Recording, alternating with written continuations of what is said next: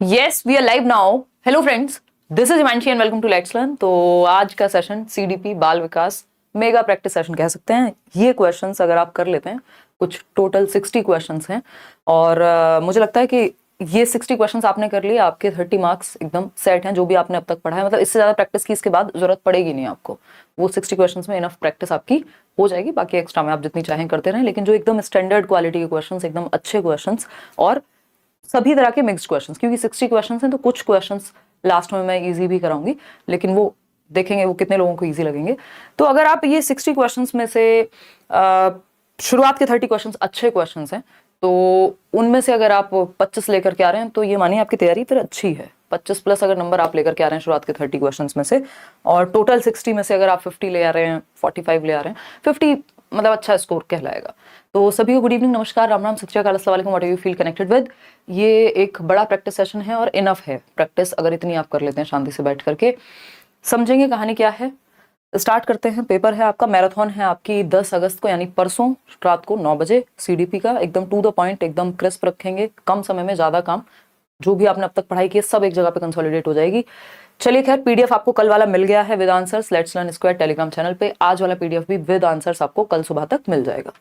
तो ये सेशन आपको पसंद आएगा ही आएगा, दिमाग में चीजें जाएंगी बहुत सारी। लाइक शेयर सब्सक्राइब आप कर देंगे, कमेंट्स में अपने विचार बताएंगे। जब आप बाद में देखेंगे तो बातें कम करते हैं, काम ज्यादा करते हैं। क्वेश्चन नंबर 1 से शुरू करते हैं। आप इसको एक टेस्ट की तरह भी ले सकते हैं और पोल में जवाब देंगे फटाफट से। क्वेश्चन नंबर 1 है आपके सामने। बफरिंग की बात कोई नहीं करेगा, बफरिंग अभी थोड़ी बहुत जो है रह गई होगी अगर, तो वो रिजॉल्व हो जाएगी।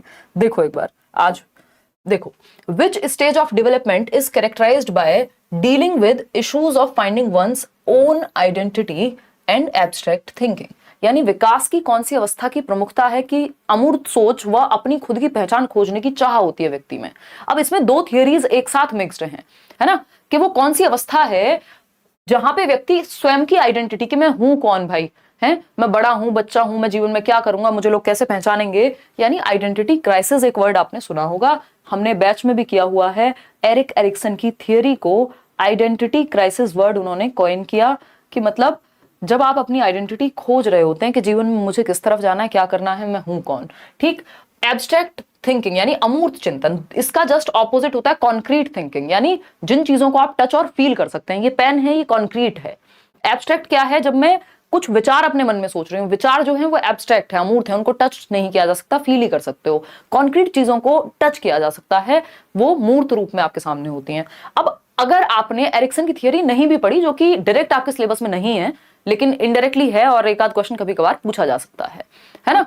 तो अगर हम बात करें, थोड़े दिन रुक जाइए कंचन, अगर हम बात करें यहाँ, तो अगर आपको एब्स्ट्रैक्ट थिंकिंग भी आपने पढ़ लिया तो आपको आइडिया लग गया कि एब्स्ट्रैक्ट थिंकिंग कब आती है। फॉर्मल ऑपरेशनल स्टेज में आती है पियाजे के, जो कि 11 वर्ष के बाद होता है। अब हमें पता है 11 वर्ष के बाद वाली अवस्था सिर्फ एडोलेसेंस है यहाँ पे। तो अगर हमें आइडेंटिटी क्राइसिस नहीं भी पता, हमने एरिक्सन की थियरी मान लीजिए नहीं पढ़ी, तब भी हम इसके आंसर तक पहुंच सकते हैं, क्योंकि अमूर्त चिंतन जो है वो आपको पता है फॉर्मल ऑपरेशनल औपचारिक संक्रियात्मक अवस्था, जो 11 एंड 15 के बीच की उम्र है, जिसको किशोरावस्था कह सकते हैं, उसी उम्र में अमूर्त चिंतन आता है। डिडक्टिव थिंकिंग भी, निगमनात्मक तर्क भी इसी उम्र में आता है। ठीक है बात। तो एडोलेसेंस कितने की उम्र होती है? 12 से 18 वर्ष, डब्ल्यूएचओ के अकॉर्डिंग 10 से 19 वर्ष। ठीक है बात। इसको स्ट्रेस एंड स्टॉर्म का पीरियड भी कहा जाता है, इसको ब्रिज पीरियड भी कहते हैं, इसको हम ट्रांजिशनल एज भी कहते हैं, इसको हम रिवोल्ट की एज भी कहते हैं। बच्चा बहुत विद्रोह करता है, बहुत सारे चेंजेस उसमें हो रहे होते हैं, हीरो वर्शिप होती है, बहुत सारे इसके कैरेक्टरिस्टिक्स हैं। ठीक है ना। अगर हम बात करें इन्फेंसी की, तो जन्म से 2 वर्ष है। अर्ली चाइल्डहुड आपका 2 से 6 वर्ष या 3 से 6 वर्ष भी कई जगह पे, इसको टॉय एज भी कह देते हैं। मिडिल चाइल्डहुड वही आपका 6 से 8 वर्ष, 5 से 8 वर्ष, मतलब लेटर चाइल्डहुड जो उत्तर बाल्यावस्था है, और थोड़ा सा अर्ली चाइल्डहुड, दोनों के बीच की अवस्था को मिडिल चाइल्डहुड कह देते हैं। तो आंसर क्या हुआ? एडोलेसेंस हुआ, किशोरावस्था हुआ। इतनी बात क्लियर है। आगे बढ़े क्वेश्चन नंबर 2 पर, देखते हैं क्वेश्चन नंबर 2 क्या कहता है। देखिएगा, ये शुरू के 30 सवाल बहुत ध्यान से करने हैं, नहीं तो इसमें आप गड़बड़ करेंगे। देखिएगा, which of the following statements given below is not correct about the principles of development। यानी विकास के सिद्धांतों के बारे में कौन सा एक कथन है जो सही नहीं है, बताइएगा। बफरिंग कल होपफुली रिजॉल्व हो जाएगी यार, हर दिन बेटर ही हो रही है। हाँ, कोई बफरिंग नहीं, सब मजे लेते हैं। चलिए कोई बात नहीं, कुछ लोगों के लिए शायद हो सकता है। तो अगर हम बात करें, शेयर कर दीजिएगा, ये प्रैक्टिस आपकी इंपॉर्टेंट है। ठीक है ना। तो अगर हम बात करें यहां विकास के बारे में, निम्न में से कौन सा कथन सही नहीं है, not correct. Development follows particular sequence, यानी विकास एक खास क्रम को फॉलो करता है, एक क्रम के अनुसार चलता है, बिल्कुल क्रम के अनुसार चलता है। ऐसा थोड़ी होता है आज आप कितने साल के हैं या आज आप बोलना सीखे हैं और कल आप कविताएं गाना शुरू कर देंगे। पहला शब्द आपने आज बोला और अचानक आपने कविताएं गाना शुरू कर दिया, इसको समझने में फिर भी मुश्किल होगी। आज आपने बैठना सीखा और कल दौड़ना सीख लिया, ऐसा तो नहीं होता। या पहले दौड़ना सीखा बाद में बैठना सीखा या खड़े होना सीखा, ऐसा भी नहीं होता। एक क्रम है, एक सीक्वेंस है, एक प्रोग्रेसिव ऑर्डरली और सीक्वेंशियल प्रोसेस है विकास, POS जिसको हम कहते हैं। एक पर्टिकुलर सीक्वेंस को फॉलो करता है कि बच्चा क्या है, पहले इन्फेंसी में होता है, फिर वो अर्ली चाइल्डहुड में जाएगा, फिर लेटर चाइल्डहुड में जाएगा, फिर एडोलेसेंस में जाएगा, फिर अडल्ट बनेगा, फिर ओल्ड एज आएगी और टाटा बाय बाय आप दुनिया को कह जाएंगे। ठीक है ना, ये क्या हुआ, ये एक सीक्वेंस है। पहले बूढ़े होते हैं या बाद में जवान होते हैं, ऐसा नहीं होता ना। पहले आप बच्चे होंगे, उससे भी पहले आप एक शिशु होंगे गोद में खेलने वाले, फिर उसके बाद आप एक चाइल्डहुड आता है, आपका बचपन आता है जब आप खेलते कूदते हैं, फिर जवानी, फिर आपका वयस्कता अगर हम कह रहे हैं किशोरावस्था के बाद, ठीक, फिर जाकर के कहीं आप ओल्ड एज में जाते हैं। ऐसा हुआ है कोई पहले ओल्ड एज में चला गया हो बाद में वो बच्चा बना हो, नहीं हो सकता ना। तो एक पैटर्न है, एक क्रम है ना, एक क्रम है कि आप दौड़ने से पहले चलना सीखते हैं, चलने से पहले खड़े होना सीखते हैं। फिर आता है B option, development follows differentiation and integration, यानी विकास विभेदन एवं एकीकरण के सिद्धांत का पालन करता है। ये बात भी बिल्कुल सही है, हमने ये प्रिंसिपल्स में पढ़ा है। डिफरेंशिएशन एंड इंटीग्रेशन, इंटीग्रेशन क्या होता है, सबका एक साथ मिलकर काम करना। डिफरेंशिएशन क्या है, जो आप सिंपल टू कॉम्प्लेक्स सीख रहे हैं चीजें। डिफरेंशिएट मतलब आप किसी चीज को उठाना सीख रहे हैं, उसके बाद उसको फेंकना भी सीखेंगे, मतलब कॉम्प्लेक्सिटी। जैसे आप साइकिल चलाते हैं जब, तो आपका इंटीग्रेशन डिफरेंशिएशन दोनों का प्रिंसिपल यूज होता है। क्यों, क्योंकि पहले आपने दौड़ना या चलना सीखा होगा, वही काम आप साइकिल पे बैठ के करते हैं, है ना। और अगर हम बात करते हैं वहां पे, तो डिफरेंशिएशन जो सिंपल टू कॉम्प्लेक्स आपने चीजें सीखी हैं, उसके बाद उन सबको इंटीग्रेट करते हैं, विकास के सभी पहलुओं को इंटीग्रेट करते हैं।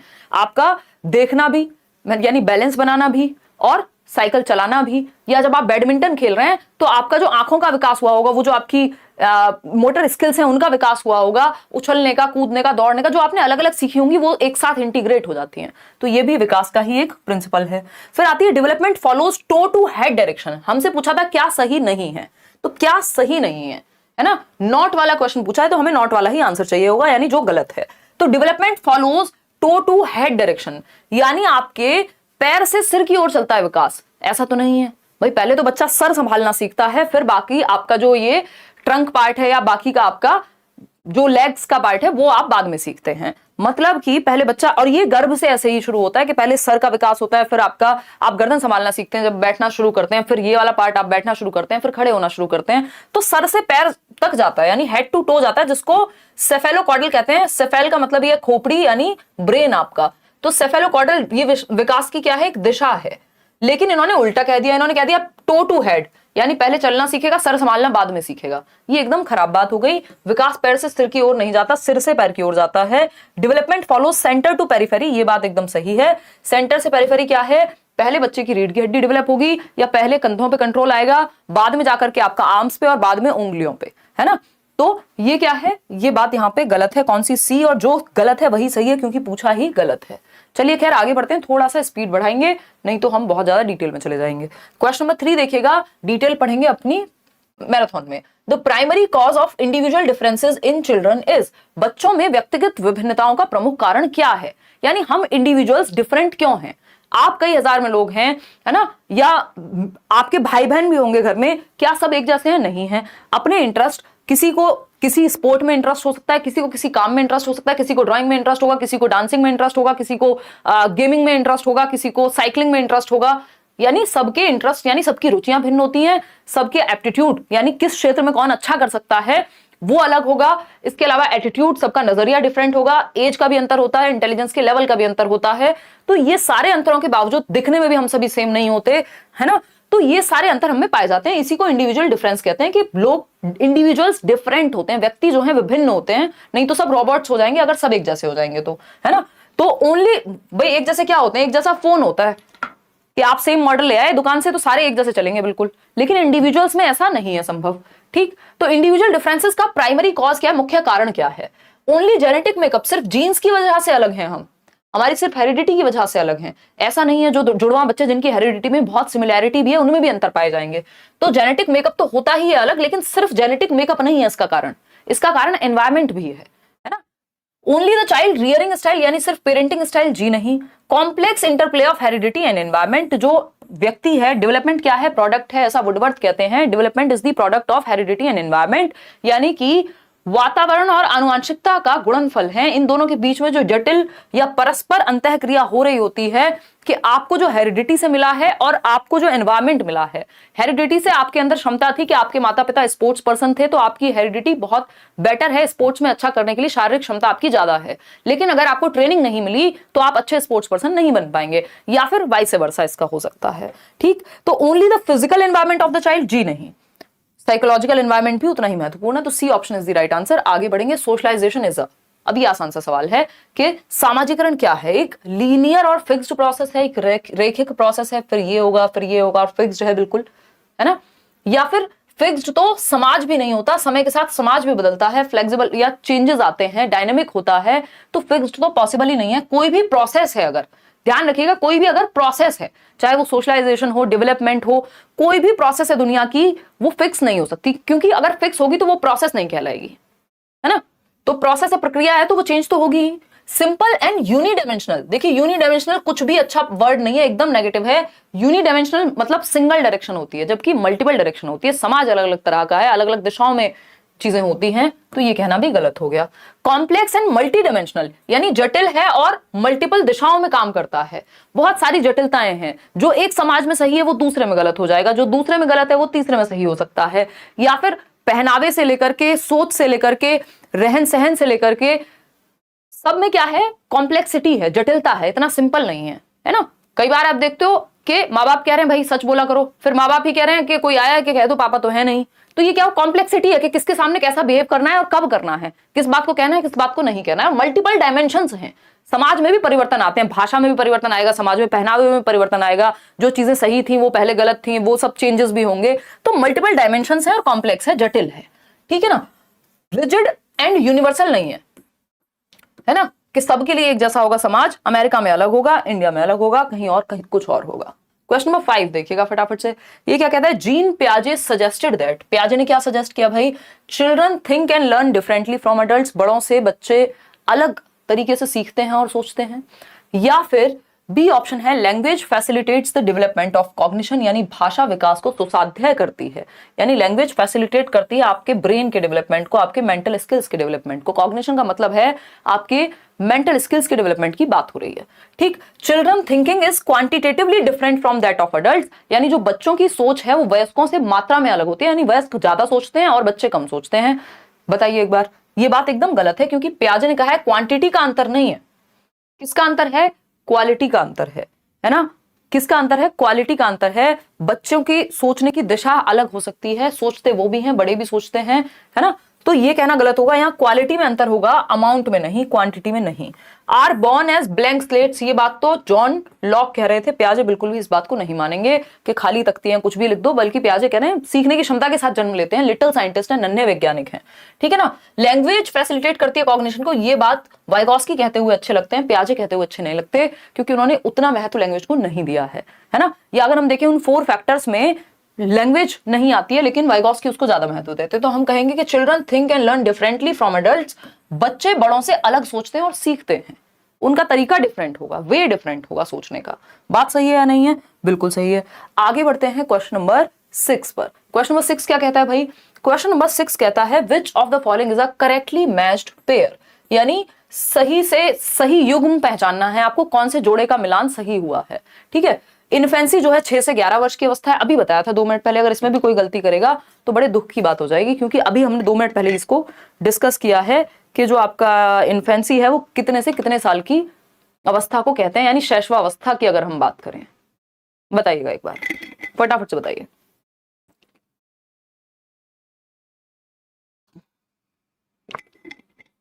ये सीडीपी की आपकी फाइनल प्रैक्टिस है, इसके बाद हम मैराथन करेंगे,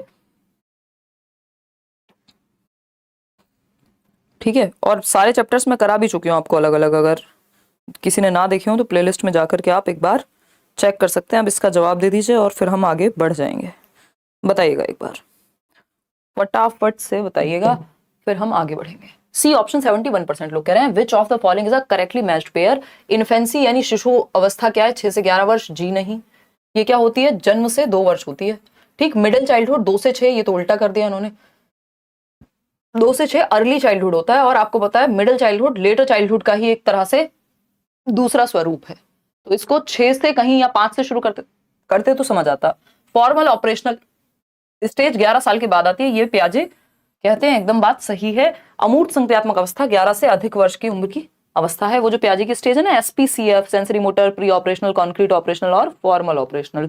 सम पीपल कांट फोकस से हम याद रखते हैं। ठीक है जी। अगर हम बात करें प्री ऑपरेशनल स्टेज की, तो ये जन्म से 2 वर्ष नहीं होती, 2 से 7 वर्ष होती है, पूर्व संक्रियात्मक अवस्था। तो ये भी गलत हो गया, C option is the only right answer over here. आगे बढ़ेंगे, क्वेश्चन नंबर 7। पेपर में एज इट इज चीजें देखने को मिलेंगी। क्वेश्चन नंबर 7 देखिएगा और पढ़िएगा।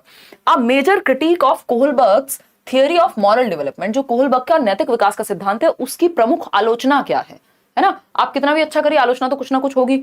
तो अगर हम बात करें कि उसके बारे में नेगेटिव बात क्या है, या किसने, उस कैरल गिलिगन उनकी ही स्टूडेंट थी, उन्होंने क्या किया, क्रिटिसाइज किया किसको, कोहलबर्ग को। जेंडर बायस थियरी कहा, कल्चर बायस कहा, और भी कुछ बातें कही। तो देखिए एक बार कौन सी बात यहां सही है कि क्रिटिसिज्म कौन सा मेजर क्रिटिसिज्म है। It does not specify stages, यानी यह चरणों को निर्दिष्ट नहीं करता, जबकि 6 स्टेजेस क्लियरली दी हुई है, 3 लेवल्स क्लियरली दिए हुए हैं। ऐसा नहीं है कि स्टेज क्लियर नहीं है, कि कोई स्टेज ही नहीं है, पता ही नहीं है कौन सी स्टेज में क्या होता है, ये सब प्रॉब्लम नहीं है कोहलबर्ग की थियरी में। फिर आता है B option, it disregards the effect of cultural factors and gender on moral thinking, यानी यह नैतिक सोच पर सांस्कृतिक कारकों और लिंग के प्रभाव की अवहेलना करता है।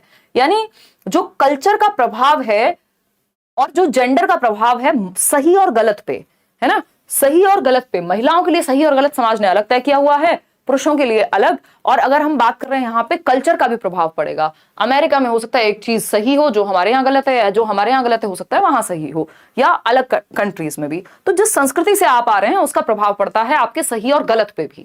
जो मॉरल थिंकिंग है, आपकी नैतिकता है, उस पर भी प्रभाव पड़ेगा। इस बात को कोहलबर्ग ने ध्यान में नहीं रखा। उन्होंने कहा सारी दुनिया के लिए यही यूनिवर्सल स्टेजेस हैं, जबकि संस्कृति के बदलते ही, जेंडर के बदलते ही बहुत सारी चीजें चेंज हो जाती हैं, जो कि मतलब उस तरह से नहीं होनी चाहिए मॉरली। अगर हम बात करें तो B option is the right answer over here. ये बात सही है, फिर भी चेक कर लेते हैं। It uses participant observations of children in naturalistic settings, यानी यह प्राकृतिक स्थितियों में बच्चों के सहभागी अवलोकनों का उपयोग करती है। तो ये तो पॉजिटिव बात है कि इन्होंने मतलब डिस्कशन किया और वो सब, ये इसकी अवहेलना नहीं है या इसमें कुछ भी नेगेटिव नहीं है। It does not give a fixed sequence, fixed sequence दिया तो हुआ है भाई।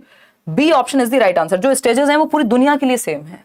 तो ये कल्चरल फैक्टर्स पे ध्यान नहीं है, या जेंडर को इन्होंने इंक्लूड नहीं किया कि जब महिलाओं की नैतिकता है वो केयर वाला एस्पेक्ट उसमें ज्यादा होता है एंड ऑल। क्वेश्चन नंबर 8 देखिएगा। लेव वाइगोस्की बिलीव्ड दैट, यानी वाइगोस्की ने क्या माना, या वाइगोस्की का क्या मानना था। जवाब देंगे फटाफट से और फिर आगे बढ़ेंगे।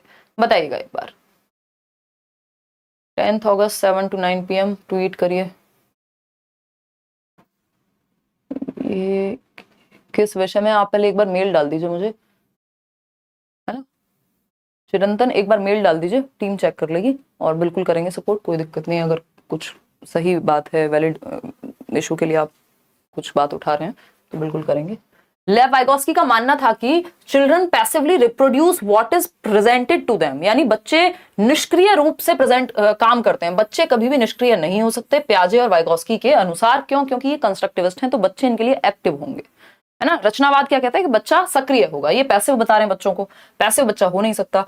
Children construct their own understanding by support from adults, more knowledgeable other, more knowledgeable other. बच्चे बड़ों की मदद से अपनी समझ को खुद बनाते हैं। ये बात एकदम सही है, यानी उसको जहां मदद की जरूरत पड़ेगी आप बहुत कुछ सीखते हैं चर्चाओं से, आसपास के माहौल में जो हो रहा होता है। आप खाना बनाना भी वैसे ही सीखते हैं, आप साइकिल चलाना भी वैसे ही सीखते हैं सपोर्ट से अडल्ट्स की, ठीक है ना। Children learn by associating stimulus with response. SR का यहाँ कोई रोल नहीं है। स्टिमुलस क्या होता है? एक तरह का लालच कह लीजिए आप, या एक ऐसी चीज जो आपको बाध्य करती है, कोई रिएक्शन देने पे मजबूर करती है। जैसे हम कल बात कर रहे थे ना, जो समोसे की खुशबू है वो मोटू और पतलू के लिए क्या है, स्पेशली मोटू के लिए वो स्टिमुलस है। वो रिस्पॉन्स क्या आता है? वो खिंचा चला जाता है वहां। ये काम बिहेवियरिज्म में होता है, कंस्ट्रक्टिविज्म में नहीं होता। ये SR आपकी पेपर का काम का ही नहीं है, पेपर में आपके सीटेट में specially. Children learn when presented with appropriate materialistic rewards. देखिए रिवॉर्ड और पनिशमेंट दोनों ही बहुत लंबे नहीं चलते, है ना। तो बच्चे को आपको इंटरेस्ट के साथ सिखाना है। B option is the right answer over here. आगे बढ़ेंगे, क्वेश्चन नंबर 9 देखिएगा एक बार। क्या कहता है भाई क्वेश्चन नंबर 9? फटाफट से जवाब देंगे पोल में। एक्सप्लेनेशन कुछ कम करें या समझ में आ रही हैं चीजें? देखिएगा, फटाफट से बताएंगे, कोई दिक्कत वाली बात हमको है ही नहीं यार। रुक तो नहीं रहा है वीडियो, तो मेरे ख्याल में ठीक ही चल रही हैं चीजें।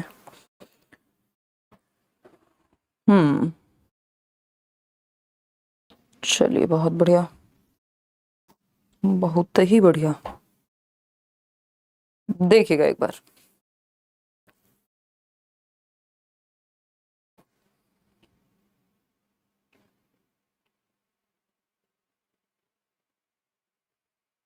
चले आगे। तो अगर हम बात करते हैं ए ऑप्शन, 94% लोग कह रहे हैं। In his theory of cognitive development, Lev Vygotsky gave a lot of importance to psychological tools. यानी लेव वाइगोस्की ने संज्ञानात्मक विकास के सिद्धांत में डैश जैसे मनोवैज्ञानिक उपकरणों को बहुत महत्वता दी है। अब वो कौन से मनोवैज्ञानिक उपकरण है? साइकोलॉजिकल, क्योंकि बाहर तो है नहीं, साइकोलॉजिकल क्यों कहा है? फिजिकल टूल्स हैं ये, लैंग्वेज थोड़ी फिजिकल टूल है ना? तो लैंग्वेज, यहाँ पे आपको पता है SCL, सोसाइटी, कल्चर और लैंग्वेज। तो कल्चर भी कोई आपके हाथ में नहीं है, कोई कॉन्क्रीट ऐसी चीज नहीं है जिसको आप टच करके एकदम से सारी चीजें, कुछ एस्पेक्ट्स टच कर सकते हैं। तो लैंग्वेज क्या है यहाँ पे? सही उत्तर हुआ कि एक ऐसा इंपॉर्टेंट टूल है, इंसान का ग्रेटेस्ट टूल है, जिससे वो अपनी समझ को बना सकता है। मैं और आप अभी लैंग्वेज का ही इस्तेमाल करके अपनी समझ को विकसित कर रहे हैं। कैलेंडर, कैलकुलेटर, मोबाइल्स, इन सब में लैंग्वेज का प्रयोग होता है। तो A option is the right answer. Society, culture और लैंग्वेज में से कोई भी मिल जाए तो आप समझ जाइएगा, इसी की बात हो रही है। क्वेश्चन नंबर 10 देखिएगा फटाफट से। ये क्या कहता है? इन अ प्रोग्रेसिव क्लासरूम, एक प्रगतिशील कक्षा में, learning of children is controlled by giving rewards and punishment. Progressive classroom है जो लर्निंग बाय डूइंग पे ध्यान दे, जो चाइल्ड सेंटर्ड हो, जहां बच्चा केंद्र में हो, है ना? रिवॉर्ड एंड पनिशमेंट वाली क्लास अच्छी क्लास नहीं मानी जाएगी। Children are kept under strict watch and made to follow rigid curriculum. देखिए, करिकुलम हमेशा फ्लेक्सिबल यानी लचीला होना चाहिए, और उसमें चाहे वो सिटिंग अरेंजमेंट हो क्लासरूम में, चाहे वो करिकुलम हो, सिलेबस हो, चीजें फ्लेक्सिबल होनी चाहिए, लचीलापन हो, जिनमें चेंजेस की संभावना हो, सख्त ना हो। क्योंकि सख्त चीज या रिजिड ठोस चीज क्या होगी? टूट जाएगी समय के साथ, नहीं बदलेगी। तो the approach of drill and repeated practice to followed, repeated practice को अच्छा नहीं माना जाता। बस 2 एकम 2, 2 दूनी 4 रट्टे लगवा दो, नहीं अच्छा मानेंगे इसको हम। Direct experience and discussions are the basis for learning. आपको सिंपल एक फंडा पता है, जहां बच्चा सबसे ज्यादा एक्टिव है, बफरिंग हो रही है आई नो, जहां बच्चा सबसे ज्यादा एक्टिव है वही बेस्ट जवाब है। यानी प्रत्यक्ष अनुभव, जो डायरेक्ट एक्सपीरियंस, आप उसको फील्ड ट्रिप पे ले गए, ताजमहल की सिर्फ बातें नहीं कर रहे हैं, ताजमहल दिखाने भी ले गए हैं, या उसको कोई अनुभव उसके साथ साझा करने को कह रहे हैं, डिस्कशन को कह रहे हैं कि कोई बच्चा ताजमहल गया हो तो वो चर्चा करे उसका क्या अनुभव रहा, है ना? ठीक है जी, चलिए खैर, तो D option is the right answer. आगे बढ़ेंगे नेक्स्ट क्वेश्चन पे। Individuals who demonstrate dash are acutely aware of their feelings and can show an appreciation for themselves। यानी वो इंडिविजुअल्स जो डिमॉन्स्ट्रेट करते हैं, क्या क्या डिमॉन्स्ट्रेट करते हैं? Are acutely aware of their feelings and can show an appreciation for themselves। यानी कौन सी बुद्धि का प्रदर्शन करने वाले व्यक्ति अपनी भावनाओं के बारे में गहराई से जानते हैं और अपने गुणों को पहचानते हैं। यानी सेल्फ अवेयरनेस है उनमें कि वो, उनको कौन सी चीजें दुखी करती हैं, वो किस चीज से मोटिवेट होते हैं, अपनी फीलिंग्स को लेकर के, अपने इमोशंस को लेकर, अपने पैटर्न्स को लेकर के जो अवेयर हैं, कौन सी बुद्धि रखेंगे? देखिए, सेल्फ लिखा है, खुद को जानने, खुद की फीलिंग्स, खुद के इमोशंस, खुद का टेम्परामेंट, है ना? ये सब जो लोग जानते हो उनमें कौन सी बुद्धि है? तो गार्डनर की एक प्रकार है बुद्धि का, जिसको हम इंट्रापर्सनल इंटेलिजेंस कहते हैं। अगर ये अदर्स के बारे में होता, है ना, अवेयर ऑफ देयर फीलिंग्स यानी खुद की फीलिंग्स के बारे में, देमसेल्व्स, अगर अदर्स लिखा होता तो ये इंटरपर्सनल हो जाता। तो सिंपल सा जवाब है। बॉडीली काइनेस्थेटिक जो है स्पोर्ट्स में अच्छे होंगे, लॉजिकल मैथमेटिकल जो है वो मैथ्स में, साइंस में अच्छे होंगे, लिंग्विस्टिक इंटेलिजेंट जो है वो लैंग्वेज में अच्छे होंगे। लेकिन ये किसमें अच्छे हैं? खुद को जानने में, अंतः व्यक्तिक, स्वयं को जानने में। ये फिलोसफर्स हो सकते हैं, है ना, ये बुद्धा के बारे में भी आप ये बात कह सकते हैं। हालांकि उनमें एग्जिस्टेंशियल इंटेलिजेंस भी है, बट उसको अभी आपकी एनसीईआरटी रिकॉग्नाइज नहीं करती है एग्जिस्टेंशियल को, तो उनको इंट्रापर्सनल में ही डालेंगे। क्वेश्चन नंबर 12 देखिएगा। Which of the following behaviours by teachers help to reduce gender stereotyping and discrimination in children. यानी शिक्षकों का कौन सा व्यवहार बच्चों में जेंडर रूढ़िबद्धता, पक्षपात कम करने में मदद करेगा? यानी जेंडर स्टीरियोटाइप को कम करने में मदद करेगा। कौन सा व्यवहार टीचर का? Asking only boys to pick up heavy furniture in class, यानी कक्षा में केवल लड़कों को भारी कुर्सी मेज उठाने को कहना। अब इससे क्या होगा? आप कहीं ना कहीं ये दर्शा रहे हैं कि सिर्फ लड़कों में ही क्षमता है और लड़कियों को कुछ भी उठाने का काम है तो करना ही नहीं है। जबकि हम पढ़ रहे हैं कर्नम मलेश्वरी 130 किलोग्राम तक वजन उठा ले रही हैं। तो थोड़ी ट्रेनिंग या जो कुछ तो उनको भी इन्वॉल्व करना ही होगा यहाँ पे। लड़कियों को भी जरूरी नहीं है बहुत भारी सामान है तो दूसरा सामान, मतलब मिलजुल के भी काम किया जा सकता है। लड़के और लड़कियां मिलके भी डेस्क उठा सकते हैं, ऐसा नहीं है कि सिर्फ लड़कों का ही काम होगा। तो ये तो और प्रमोट करेगा जेंडर बायसनेस को या स्टीरियोटाइपिंग को। Giving toy dolls and houses to only girls, यानी जो गुड़ियों का खेल है वो सिर्फ लड़कियों से संबंधित है और लड़कों को हम गन दे रहे हैं, कार्स दे रहे हैं, तो ये क्या है, स्टीरियोटाइप को बढ़ावा दे रहा है। सी ऑप्शन है referring to care giving professions for women only. जहां केयर की बात आती है, देखभाल की बात आती है, तो हम कह रहे हैं सिर्फ फीमेल्स को बनाओ। अगर नर्सेस बनाना है तो सिर्फ फीमेल्स को बनाइए, जहां केयर करने की बात आए फीमेल्स को बनाइए। बच्चे का पालन पोषण करना है तो सिर्फ माता करे, पिता का कोई रोल ही नहीं है, वो तो केयर के कैपेबल ही नहीं है, केयर नहीं कर सकते। तो ये जेंडर स्टीरियोटाइप को बढ़ावा मिलता है इस चीज से, इससे कोई कम नहीं हो रहा। ठीक, inculcating qualities autonomy and empathy in all genders, ये एक ऐसी चीज है अगर हमने ये कर दिया तो हम क्या करेंगे, जेंडर स्टीरियोटाइपिंग यानी जो चला आ रहा है समाज में कि ये फीमेल्स का काम है, ये मेल्स का काम है, वो चीज कम होगी, क्योंकि दोनों इंडिविजुअल्स मिलकर कोई भी काम कर सकते हैं। ठीक है ना। तो inculcating qualities autonomy and empathy in all genders, मतलब क्या हुआ, सभी जेंडरों में, सभी जेंडर चाहे वो मेल हो, फीमेल हो, अदर जेंडर हो, स्वायत्ता यानी एक तो ऑटोनॉमी के इंडिपेंडेंट हैं वो, और समानुभूति, एक दूसरे के शूज में खुद को रख के देख पाना कि यदि मैं मेल हूं तो मैं कैसे सोच पाऊं, या उस सिचुएशन में अगर आप किसी की भी सिचुएशन में खुद को अगर रख के देख पाए, एम्पैथाइज कर पाए, तो उससे क्या होगा, आप अपने आप ही अंतर करना बंद कर देंगे, किसी को दबाना बंद कर देंगे। रीजन क्या होगा, एम्पैथाइज किया आपने। तो inculcating qualities autonomy and empathy in all genders के, एक तो हम सबको इंडिपेंडेंट बनाएं, फीमेल है तो ये ना कहें अच्छा कोई बात नहीं तुम तो डिपेंडेंट ही रहो, तो ये काम हम कर पाए, और एम्पैथी डेवलप कर पाए। सिंपैथी होती है, वाह 12 पर थे ना हम, तो ये एम्पैथी की बात हो गई थी। सिंपैथी क्या होता है, सिंपैथी होता है कि भाई साहब आपको दर्द हुआ, ठीक है, बड़े दुख की बात है, बट आपने वो दर्द सच में फील किया, खुद को दूसरे की सिचुएशन में रख के देख पाना एम्पैथी है। समानुभूति है, सहानुभूति दूर दूर से, है ना। तो D option is the right answer. आगे बढ़ेंगे, अब एक्सप्लेनेशन कम करेंगे, फटाफट से आप जवाब देंगे। क्वेश्चन नंबर 13 है, which perspective considers language to be an important tool that facilitates cognition, यानी कौन सा परिप्रेक्ष्य भाषा को संज्ञान के साथ सुसाधित करने वाले महत्वपूर्ण उपकरण के रूप में देखता है। यानी जो कॉग्निशन है, आपकी मेंटल स्किल्स हैं, आपकी मेंटल एबिलिटीज हैं, उनको बेहतर करेगी लैंग्वेज। कौन मानेगा ये, जवाब दीजिए फटाफट से। सी ऑप्शन 65% लोग सही कह रहे हैं, बिल्कुल। सोशियो कल्चरल अप्रोच लैंग्वेज को एक ग्रेटेस्ट टूल के रूप में देखती है ह्यूमन की, और सोशियो कल्चरल अप्रोच थियरी का नाम है किसकी, वाइगॉस्की की थियरी, जो मानते हैं कि समाज और संस्कृति के द्वारा हमारे संज्ञानात्मक विकास क्या है, ब्रेन का डेवलपमेंट, मेंटल स्किल्स का डेवलपमेंट, सोचना समझना, तर्क करना, ज्ञान का निर्माण करना, ये सब कॉग्निटिव डेवलपमेंट में आती हैं। Thinking, reasoning, problem solving, decision making, attention, memory, perception, ये सब कॉग्निटिव डेवलपमेंट में आएंगे। साइकोडायनेमिक जो है वो फ्रॉइड की अप्रोच है, ये मन के एस्पेक्ट्स पे ज्यादा बात करेगी। इंफॉर्मेशन प्रोसेसिंग, ब्रेन को कंप्यूटर की तरह देखेगी। बिहेवियरिस्टिक तो स्टिमुलस रिस्पॉन्स की बात करते हैं, ठीक है ना। अच्छा ओके चिरंतन, ये काम हम कर देंगे, बिल्कुल ठीक है। देखिएगा तो सी ऑप्शन, ये एक बार मेल भी कर दीजिएगा चिरंतन। क्वेश्चन नंबर 14 देखिएगा, which of the following is not an effective strategy to accommodate diversity in a classroom, यानी कक्षा में विविधता को समायोजित करने के लिए निम्नलिखित में से कौन सा एक प्रभावी रणनीति नहीं है, यानी इफेक्टिव टेक्निक नहीं है। डाइवर्सिटी क्या है, बच्चे अलग अलग तरह के होंगे, है ना, अलग अलग तरह से सीखेंगे। सारे बच्चे एक ढंग से कैसे सीखेंगे भाई, है ना, क्योंकि बच्चे अलग अलग भाषाएं बोलने वाले हैं, अलग अलग बैकग्राउंड से आते हैं, बच्चे डिफरेंट हैं क्लासरूम में, उनको कैसे केटर करें, इसके बारे में कौन सी बात गलत है। Finding out the students social and cultural context of the students, यानी छात्रों के सामाजिक और सांस्कृतिक संदर्भ का पता लगाना, तो इससे तो अच्छे से डील हो पाएगा। हमें तो नेगेटिव आंसर चाहिए क्योंकि नॉट पूछा है।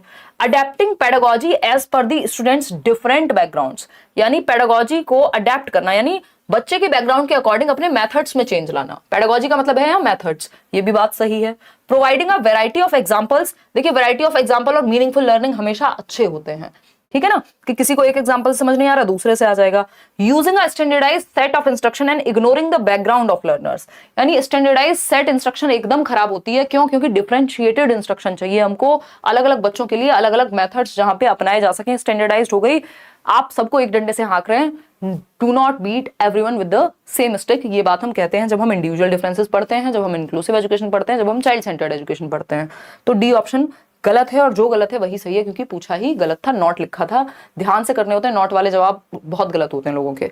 देखिएगा क्वेश्चन नंबर 15 की बात करते हैं। क्वेश्चन नंबर 15 कहता है, which of the following should characterise assessment for meaningful learning, यानी निम्नलिखित में से अर्थपूर्ण अधिगम के लिए आकलन की विशेषता क्या होनी चाहिए।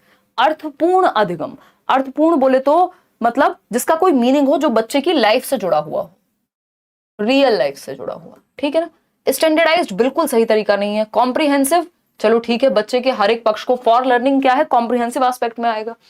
फिर भी अगर हम बात करें फॉर्मेटिव पक्ष में आएगा या क्वालिटेटिव, क्वालिटेटिव कोई पक्ष होता नहीं है, ठीक है ना। तो निम्नलिखित में से अर्थपूर्ण अधिगम के लिए आकलन की विशेषता क्या होनी चाहिए, यानी बच्चा मीनिंगफुली सीखे। तो एक तो व्यापक, व्यापक का मतलब क्या होता है, होलिस्टिक एस्पेक्ट, होलिस्टिक एस्पेक्ट, यानी बच्चे का करिकुलर प्लस को करिकुलर। करिकुलर क्या होता है, शैक्षिक पक्ष।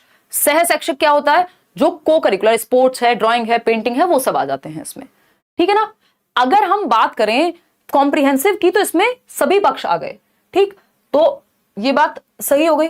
फॉर्मेटिव की अगर हम बात कर रहे हैं यहां, तो which of the following should characterise assessment for meaningful learning. देखिए इन्होंने खाली फॉर लर्निंग नहीं लिख दिया था। अगर फॉर लर्निंग लिखा होता तो हम कहते हैं हाँ फॉर्मेटिव है, ठीक है ना। तो लेकिन ये भी बात सही है, फॉर्मेटिव किस लिए होता है, फीडबैक के लिए होता है कि मीनिंगफुल लर्निंग हो सके। दोनों ही बातें यहाँ पे सही हैं, और ये क्वेश्चन स्पेशली इसीलिए डाला गया है कि आपको थोड़ा सा आइडिया लगे, है ना। ये क्वेश्चन बोर्ड ने पूछा है, आया हुआ क्वेश्चन है, और दोनों ही आंसर्स को इन्होंने सही माना है ना। सी भी सही है और बी भी सही है। और अगर आप मेरे से पूछेंगे तो सिर्फ एक आंसर चूज करना होता तो कॉम्प्रिहेंसिव सही हो जाता, क्योंकि अर्थपूर्ण अधिगम के लिए अगर आकलन करना है तो आप व्यापक रूप से करिए, यानी बच्चे के सभी पक्षों को जांचिए, जिसमें फॉर्मेटिव असेसमेंट अपने आप आ जाएगा। क्योंकि जब आप पढ़ते हैं CCE, continuous and comprehensive evaluation, तो कॉन्टिन्यूअस सिर्फ लगातार आकलन की बात करता है, जबकि कॉम्प्रिहेंसिव सभी पक्षों में आकलन की बात करेगा, ठीक है ना। तो कॉम्प्रिहेंसिव और रचनात्मक दोनों सही हैं, देख रहे हैं। तो पेडागोजी में ऐसा होता है और बोर्ड भी मानता है, दोनों को ही जवाबों को सही माना है, क्योंकि दोनों ही आंसर्स गलत नहीं है पूरी तरह से। इनका मन होता तो एक को मान सकते थे, ठीक है ना। तो दोनों ही बातें सही है। फीडबैक के लिए होता है फॉर्मेटिव, और कॉम्प्रिहेंसिव में सभी पक्ष शामिल होते हैं। आगे बढ़ते हैं क्वेश्चन नंबर 16 पे। क्वेश्चन नंबर 16 क्या कहता है, देखते हैं। क्वेश्चन नंबर 16 क्या कहता है, थोड़ा सा देख लेते हैं। क्वेश्चन नंबर 16 कहता है इंक्लूसिव एजुकेशन इन्वॉल्व्स, यानी समावेशी शिक्षा किस चीज को इन्वॉल्व करती है, ये पूछा है। 4 ऑप्शंस आपको दिए हुए हैं।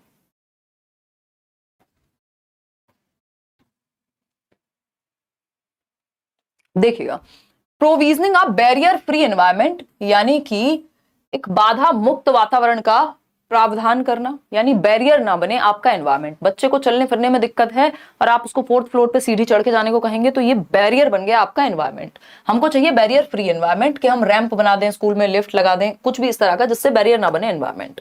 Separation of children based on there abilities, देखिए सेग्रीगेट करना, सेपरेट करना, ये against the law of nature है ना। Segregation is against the law of nature. जैसे मदर नेचर हमको भेदभाव नहीं करती, वैसे ही आप बच्चों को अलग अलग लेबल करके, अलग अलग सेपरेट ग्रुप में बिठा करके सही नहीं कर रहे हैं।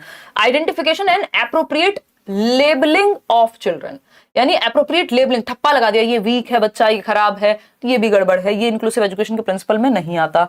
Flexibility of curricular experiences and pedagogical strategies, देखिए फ्लेक्सिबिलिटी एकदम बढ़िया चीज है कि आप अपने मेथड्स में, अपने स्ट्रक्चर में चेंज ला रहे हैं। तो यहाँ पे हमें नजर आ रहा है फर्स्ट और फोर्थ ही सही लग रहे हैं भाई। फर्स्ट और फोर्थ कहीं है भी साथ में, हाँ, A option is the right answer. First और फोर्थ जो है यहाँ सही है।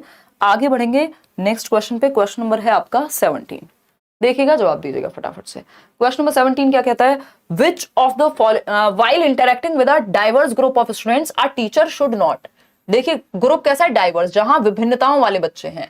एक बच्चा है जो डिफरेंट डिफरेंट भाषा बोलने वाले बच्चे हैं, डिफरेंट डिफरेंट एबिलिटी वाले बच्चे हैं, डिफरेंट डिफरेंट इंटरेस्ट वाले बच्चे हैं, तो उनके साथ डील करने का कौन सा तरीका सही नहीं है पूछा है, नॉट लिखा है, ठीक है जी। क्या लिखा है, नॉट लिखा है। जवाब थोड़ा ध्यान से देंगे, बताइएगा एक बार।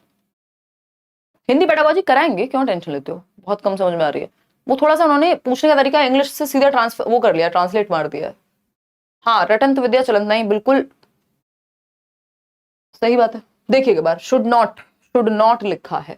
अगर हम बात करें छात्रों के विविध समूह के साथ बातचीत करते समय एक शिक्षक को क्या नहीं करना चाहिए, क्या नहीं करना चाहिए। एनकरेज डिबेट्स एंड डिस्कशंस, बच्चा एक्टिव है बिल्कुल करो भाई, बच्चे को एक्टिव रखना है हमें, तो बच्चा एक्टिव है यहाँ पे तो करो, ये तो कोई दिक्कत नहीं है, चर्चा करो, डिफरेंट डिफरेंट बच्चे हैं, डिबेट होगी।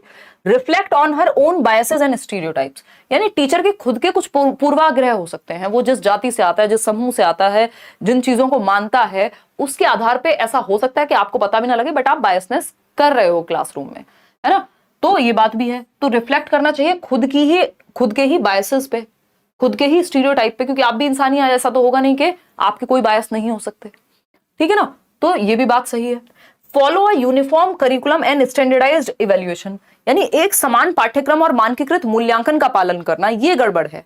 यूनिफॉर्म का मतलब होता है सबके लिए एक जैसा। यूनिफॉर्म कपड़ों में सही लगती है स्कूल में, लेकिन आपके मेथड्स में, आपकी सोच में, आपके तरीके में गड़बड़ हो जाएगी अगर यूनिफॉर्म करेंगे। फ्लेक्सिबिलिटी चाहिए, डिफरेंशिएटेड इंस्ट्रक्शन चाहिए, ठीक है जी। तो इतनी बात क्लियर है।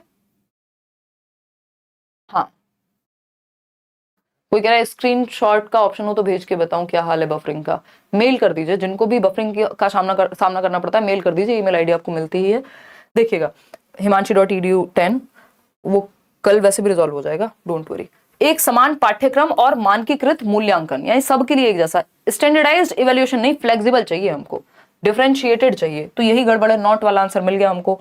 Adopt the lecture methods as the only pedagogical strategy, ये और खराब है कि सिर्फ लेक्चर मेथड को आप एकमात्र तरीका मान लें, ठीक है ना। देखिए अब दो खराब कैसे मिल सकते हैं, एक तो तरीका हमको कुछ तो ढूंढना पड़ेगा। Diverse group of students, a teacher should not follow a uniform curriculum and standardised evaluation, reflect on her own pedagogies, encourage debates and discussions, चलिए ये भी ठीक है। Adopt the lecture method as the only pedagogical strategy, diverse बच्चे, सिर्फ अगर आप lecture method को ही एकमात्र तरीका मान लेंगे तो गड़बड़ तो होगी। तो व्याख्यान पद्धति को एकमात्र शैक्षणिक रणनीति के रूप में अपनाना, ये भी गड़बड़ है। इसमें दोनों ही, आपका ये सी भी गलत है और देखा जाए तो डी भी गलत है, क्योंकि पूछा है डाइवर्स ग्रुप वाले बच्चों के लिए टीचर शुड नॉट, क्या नहीं करना चाहिए उनके साथ इंटरेक्ट करने में। लेकिन एक बार को हम ये लेक्चर मेथड फिर भी झेल लेंगे, लेकिन यूनिफॉर्म करिकुलम और स्टैंडर्डाइज्ड इवैल्यूएशन हम नहीं झेल पाएंगे, क्योंकि यहाँ पे थोड़ा सा हमको फ्लेक्सिबिलिटी चाहिए होती है, ठीक है ना। तो ये एक बात हुई। आगे बढ़ेंगे, इसमें सी ही हम मान के चलेंगे। लेक्चर मेथड में हम चलो ये मान लेंगे कि क्योंकि बहुत बड़ा ग्रुप को अगर डील करना होता है तो हम लेक्चर मेथड फिर भी यूज कर लेते हैं, जो कि करना चाहिए नहीं हमको। चलिए खैर आगे बढ़ते हैं। तो सी के साथ हम यहां जाएंगे, मजबूरी है हमारी। क्वेश्चन नंबर 18 देखिएगा। क्वेश्चन नंबर 18 क्या कहता है? क्वेश्चन नंबर 18 देखिएगा और जवाब दीजिएगा।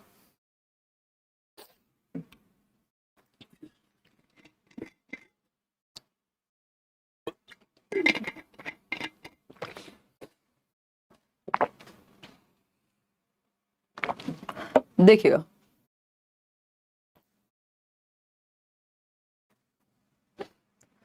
अगर हम बात करते हैं यहाँ क्वेश्चन नंबर 18 की, तो अजर्शन यानी आपका अभिकथन और रीजन, ये क्वेश्चंस नए आने शुरू हुए हैं जब से पेपर ऑनलाइन गया है, और अभी आ सकते हैं आपके सामने कभी भी, ऑफलाइन में भी आ सकते हैं। A teacher should make provision such as giving extra time for written test and provisioning for a variety of materials other than books to support children with dyslexia. जिन बच्चों को डिसलेक्सिया, डिसलेक्सिया क्या है? पढ़ने में कठिनाई है, रीडिंग डिफिकल्टी है। बच्चा 100 को वॉज पढ़ेगा, डॉग को गॉड पढ़ सकता है, 6 को 9 पढ़ सकता है ना। बता दीजिए। तो अगर हम बात करें पठन वैकल्य से जूझ रहे बच्चों के सीखने को सुगम बनाने के लिए शिक्षकों को पुस्तकों के अलावा विभिन्न प्रकार के संसाधनों का प्रयोग करना चाहिए व उन्हें लिखित परीक्षा में अतिरिक्त समय देना चाहिए, क्योंकि इस बच्चे को पढ़ने और लिखने में होती है कठिनाई। तो आपको एक्स्ट्रा टाइम दे देंगे तो ठीक रहेगा। ट्रू है, ये बात एकदम सही है। Children with dyslexia have difficulties in reading, ये बात भी सही है। तो दोनों बातें सही हो गई। ये आपका फेवरेट जवाब बन गया। अक्कड़ बक्कड़ करके भी कर देते हैं कई लोग इसका जवाब। Both A and R are true and R is the correct explanation of A. ठीक है जी। क्वेश्चन नंबर 19 देखिएगा एक बार। क्वेश्चन नंबर 19 क्या कहता है भाई? क्वेश्चन नंबर 19 कहता है which of the following is an example of assistive technology to aid students in vision, यानी उन बच्चों के लिए असिस्टिव टेक्नोलॉजी है, हेल्पफुल टेक्नोलॉजी है, असिस्ट करती है जिनको देखने में समस्या है। यानी कौन सा उदाहरण सहायकी तकनीकी का इस्तेमाल करते हुए दृष्टिबाधित विद्यार्थियों की मदद करेगा? तो हेडफोन, जिनको देखने में समस्या उनको हेडफोन दे देंगे। भाई सुनने में समस्या थोड़ी, सुनते तो ठीक ही है, हेडफोन का क्या करेंगे वो, है ना। तो ये कोई एड थोड़ी हुआ, ये कोई हेल्प थोड़ी हुई। एड का मतलब है जैसे फर्स्ट एड देते हैं, भाई चोट लग गई किसी को उस टाइम के लिए पट्टी वट्टी बांधने की, तो ये वैसा ही एड है कि जो हेल्प करे। तो हेडफोन से हेल्प विजन वाले की नहीं होगी, हियरिंग इंपेयर्ड की होगी। जो दृष्टि बाधित की हेल्प हेडफोन से नहीं होती, जो श्रवण बाधिता है उसकी हेल्प हो जाएगी हेडफोन से, क्योंकि उसको सुनने में दिक्कत होती है। पिक्चर बेस्ड वर्कशीट्स, अब जिसको देखने में दिक्कत है उसको पिक्चर बेस्ड वर्कशीट दोगे तो उसके किस काम की है वो?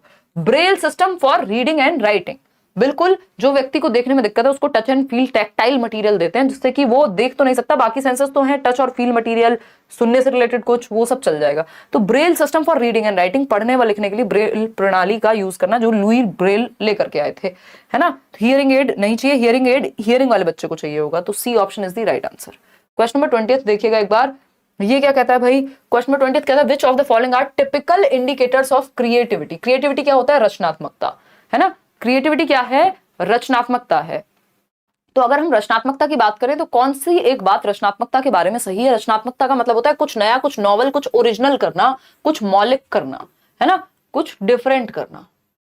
डिफरेंट क्या हो सकता है भाई, डिफरेंट क्या हो सकता है, डिफरेंट हो सकता है पहले पानी की टंकी भरती थी और आवाज नहीं आती थी, आज के टाइम में क्या हो गया है, वो बजर आ गए हैं, या फिर वो जो एक मैडम है जो घंटी लगा के जाते हैं आपके अंकल, मतलब इलेक्ट्रीशियन, और वो पानी की टंकी भरने पे वो क्या बजेगी घंटी कि भैया पानी की टंकी भर गई है, कृपया बंद कर लीजिए, आपका सर खा जाएगी वो, है ना। क्यों, क्योंकि क्रिएटिविटी लगाई किसी ने, उस प्रॉब्लम का सॉल्यूशन निकाला कुछ डिफरेंट सोच करके। अगर सब सोचते यार खुद से ही देख के जब पानी बहना शुरू हो जाए और पानी बहता रहे 2 घंटे तक, तब जाकर के बंद करो मोटर, है ना। लेकिन किसी ने तो क्रिएटिविटी लगाई होगी कि पता लग जाए। तो ये क्या हुआ, जब घर में कोई आता है बेल बजती है, वो भी किसी ने तो नया नया कुछ सोचा ही होगा। तो क्रिएटिविटी मतलब कुछ नया। तो क्रिएटिविटी का इंडिकेटर क्या है, क्यूरियोसिटी, जिज्ञासा हुई होगी ना किसी के मन में कि क्या इसका कोई सॉल्यूशन हो सकता है। इंडिपेंडेंस यानी स्वतंत्रता, यानी इंडिपेंडेंस मतलब आप स्वतंत्र सोच है आपकी, बंधी हुई नहीं है। अगर किसी ने यही मान लिया होता है अरे ऐसे थोड़ी होता है, इसका तो कोई सॉल्यूशन होता ही नहीं है, तो भी नहीं निकल के आती वो बात। अडेप्टेबिलिटी, नई सिचुएशंस में आप क्या कर जाते हैं, अडेप्ट कर जाते हैं, नए तरीके ढूंढते हैं। हाई लेवल्स ऑफ कॉन्सेंट्रेशन, यानी एकाग्रता में उच्चता होती है, ध्यान लगा के कहीं सोच पाना किसी सॉल्यूशन पे, ये बात भी सही है। नीड फॉर रिपीटेड प्रैक्टिस, देखिए क्रिएटिविटी में रिपीटेड प्रैक्टिस का कोई खास रोल है नहीं। ऐसा नहीं है कि आप बार बार रिपीट करते रहेंगे, ट्रायल एंड एरर करते रहेंगे तो आप बहुत क्रिएटिव हो जाएंगे। क्रिएटिविटी के लिए ट्रायल एंड एरर नहीं होता, या बहुत सहायक नहीं होता, थोड़ा बहुत कह सकते हैं। यहां पे आपको हायर कॉग्निटिव एबिलिटीज का यूज करना पड़ेगा, जो आपका ट्रायल एंड एरर से काम नहीं चल पाएगा, रिपीटेड प्रैक्टिस काम की नहीं है। तो ये चारों बातें सही हैं, इसमें सी ऑप्शन ही सही होगा, जो लोग डी दे रहे हैं वो गलत है ना। 63% लोग सही जवाब दे रहे हैं, क्योंकि बार बार रिपीटेड प्रैक्टिस की बात यहाँ पे जरूरी नहीं है। क्रिएटिविटी में रिपीटेड प्रैक्टिस को बहुत अच्छा मत मानिए, भले ही हमने बचपन से सुना है कि बार बार प्रैक्टिस करो, लेकिन क्रिएटिविटी के लिए वो हेल्पफुल नहीं है, कुछ कामों में वो हेल्पफुल हो सकती है। ठीक, क्वेश्चन नंबर 21 देखिए, असर्शन एक कथन है और उसका रीजन है। कथन क्या है, for effective learning only the teacher should ask questions in the classroom and not the children, यानी प्रभावी अधिगम के लिए, अच्छे अधिगम के लिए केवल शिक्षकों को कक्षा में प्रश्न पूछना चाहिए, न कि बच्चों को। फिर बच्चे क्या करें, बुत बन के बैठे रहे वहां, है ना। तो ये तो गलत हो गया भाई, बच्चे भी प्रश्न पूछेंगे, टीचर भी पूछेगा, दोनों मिलकर के इंटरेक्ट करेंगे, दोनों एक्टिव होंगे। चाइल्ड सेंटर्ड एजुकेशन यही कहती है कि टीचर और बच्चा दोनों एक्टिव चाहिए हमें। रीजन क्या है इसका, children learn most meaningfully through the process of passive listening. बच्चा निष्क्रिय नहीं हो सकता, बच्चा बिल्कुल भी निष्क्रिय नहीं हो सकता, बच्चे को एक्टिव होना पड़ेगा, नहीं तो आंसर गलत कर देंगे हम। तो both A and R are false. ठीक है जी, डी ऑप्शन 83% लोग एकदम सही जवाब दे रहे हैं, आपकी तैयारी इस मामले में एकदम सही है। क्वेश्चन नंबर 22 देखिए, असर्शन और रीजनिंग। कहा था ना शुरुआत के 30 क्वेश्चंस अगर आपने ठीक से कर लिए, मतलब समझ जाइए आपकी तैयारी ठीक है, अंडरस्टैंडिंग आपकी ठीक है। असर्शन क्या है, teacher should provide adequate and appropriate scaffolding to the students as and when needed, यानी टीचर्स को जहां जरूरत पड़े बच्चों को पाड़ की यानी स्कैफोल्डिंग यानी टेम्परेरी हेल्प देनी चाहिए जहां बच्चा अटके। बात सही है, ये वाइगोस्की भी कहते हैं, ट्रू है ये बात एकदम। रीजन क्या दिया है इसका, क्यों देनी चाहिए भाई, जहां बच्चा अटके, किसी स्टेप पे अटके तो दे दो मदद। मैं क्या कर रही हूँ, मदद दे रही हूँ साथ में एक्सप्लेन करते हुए, ठीक है ना। ये भी क्या है, स्कैफोल्डिंग है ये। Learning is a collaborative process, यानी सहयोगात्मक प्रक्रिया है जहां पे एक दूसरे का सहयोग करके हम सीखते हैं, ये बात भी सही है।